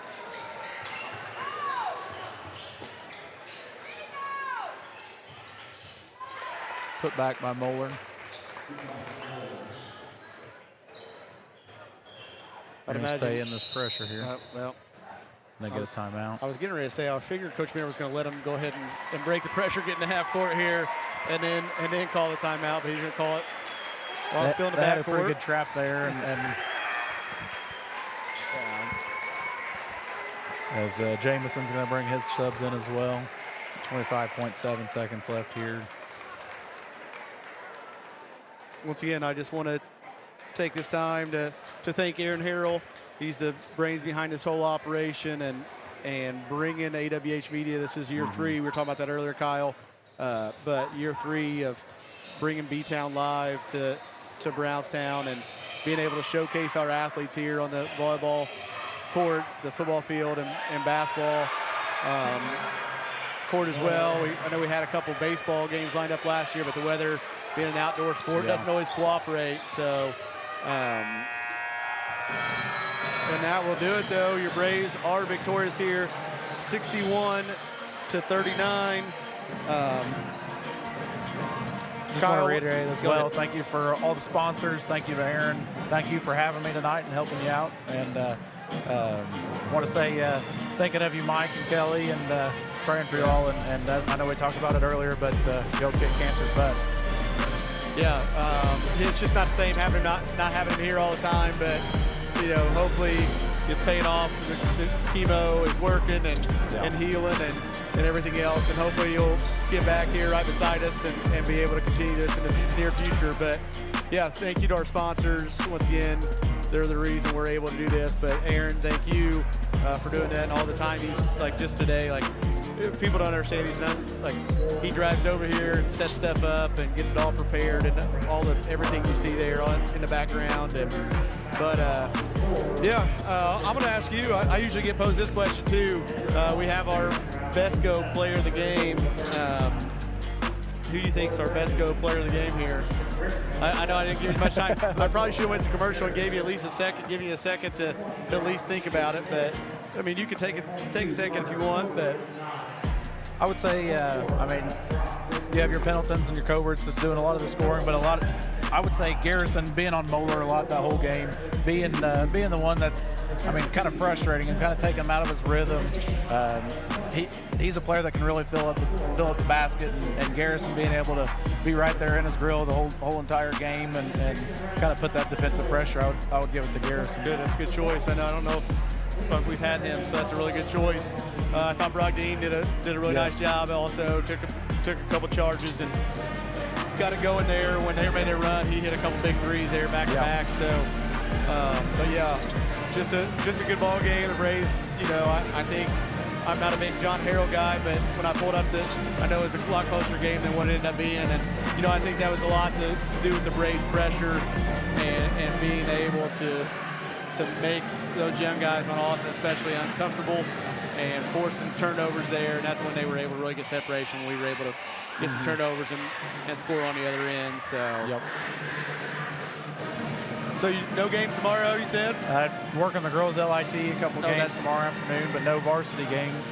I had a scheduled game at Edgewood when they were playing Orleans, and their Orleans girls are playing in regional tomorrow. So they tried rescheduling that or finding a new opponent and couldn't find anything. So being Valentine's Day, my wife was appreciative that I'm not on the road tomorrow night. So get to spend some quality time QT with her, hopefully. So appreciate her, and shout out to her and Calvin as well for letting me go out and officiate a lot. So. Well, thanks for letting you come up here and do this night. So, and you get to watch. So you know how much you got to watch the cheerleaders or not, but the job that she does, and I know that I do know. Like, I will give a shout out to them because I do know that she takes it seriously. Lydia takes it seriously, and they do practice a lot. And it's nice to have them there, and nice to have them here, and trying to get our crowd into it a little bit. And but yeah, if you're not doing anything else, come up and watch Kyle officiate the LIT. I know my daughter is a 6th grader, and she dresses on the Sowers team, so we'll be up there and hopefully watching him have a chance to win a LIT, and that'll be up at Trinity. So if anybody's looking or still listening to us, come on up there and watch. It's all day at Trinity Lutheran High School up there. Good luck to all the regional girls basketball teams playing tomorrow. Coach Peterson, good luck from Austin, and Coach Taylor Drury from Pekin. We play both of them in the regular season and stuff. So wish them the best of luck. Matchup. Yeah, it should be a physical matchup. I would imagine as well. And I know Lance Ringler has that game. So does it? Hadn't heard of where he was working. So yeah, he's him and I think Taylor Drury sent me their list. Matt Welly, which I like him a lot. Yes, he was at my boys section last year. Matt. And I did not know the 3, and I can't remember his name, and I don't think I can really pronounce it. So, no. Once again, Kyle, thank you. Aaron, thank you. Sponsors, thank you. If you do have any interest in sponsoring, especially moving forward to next year, please reach out to me and myself.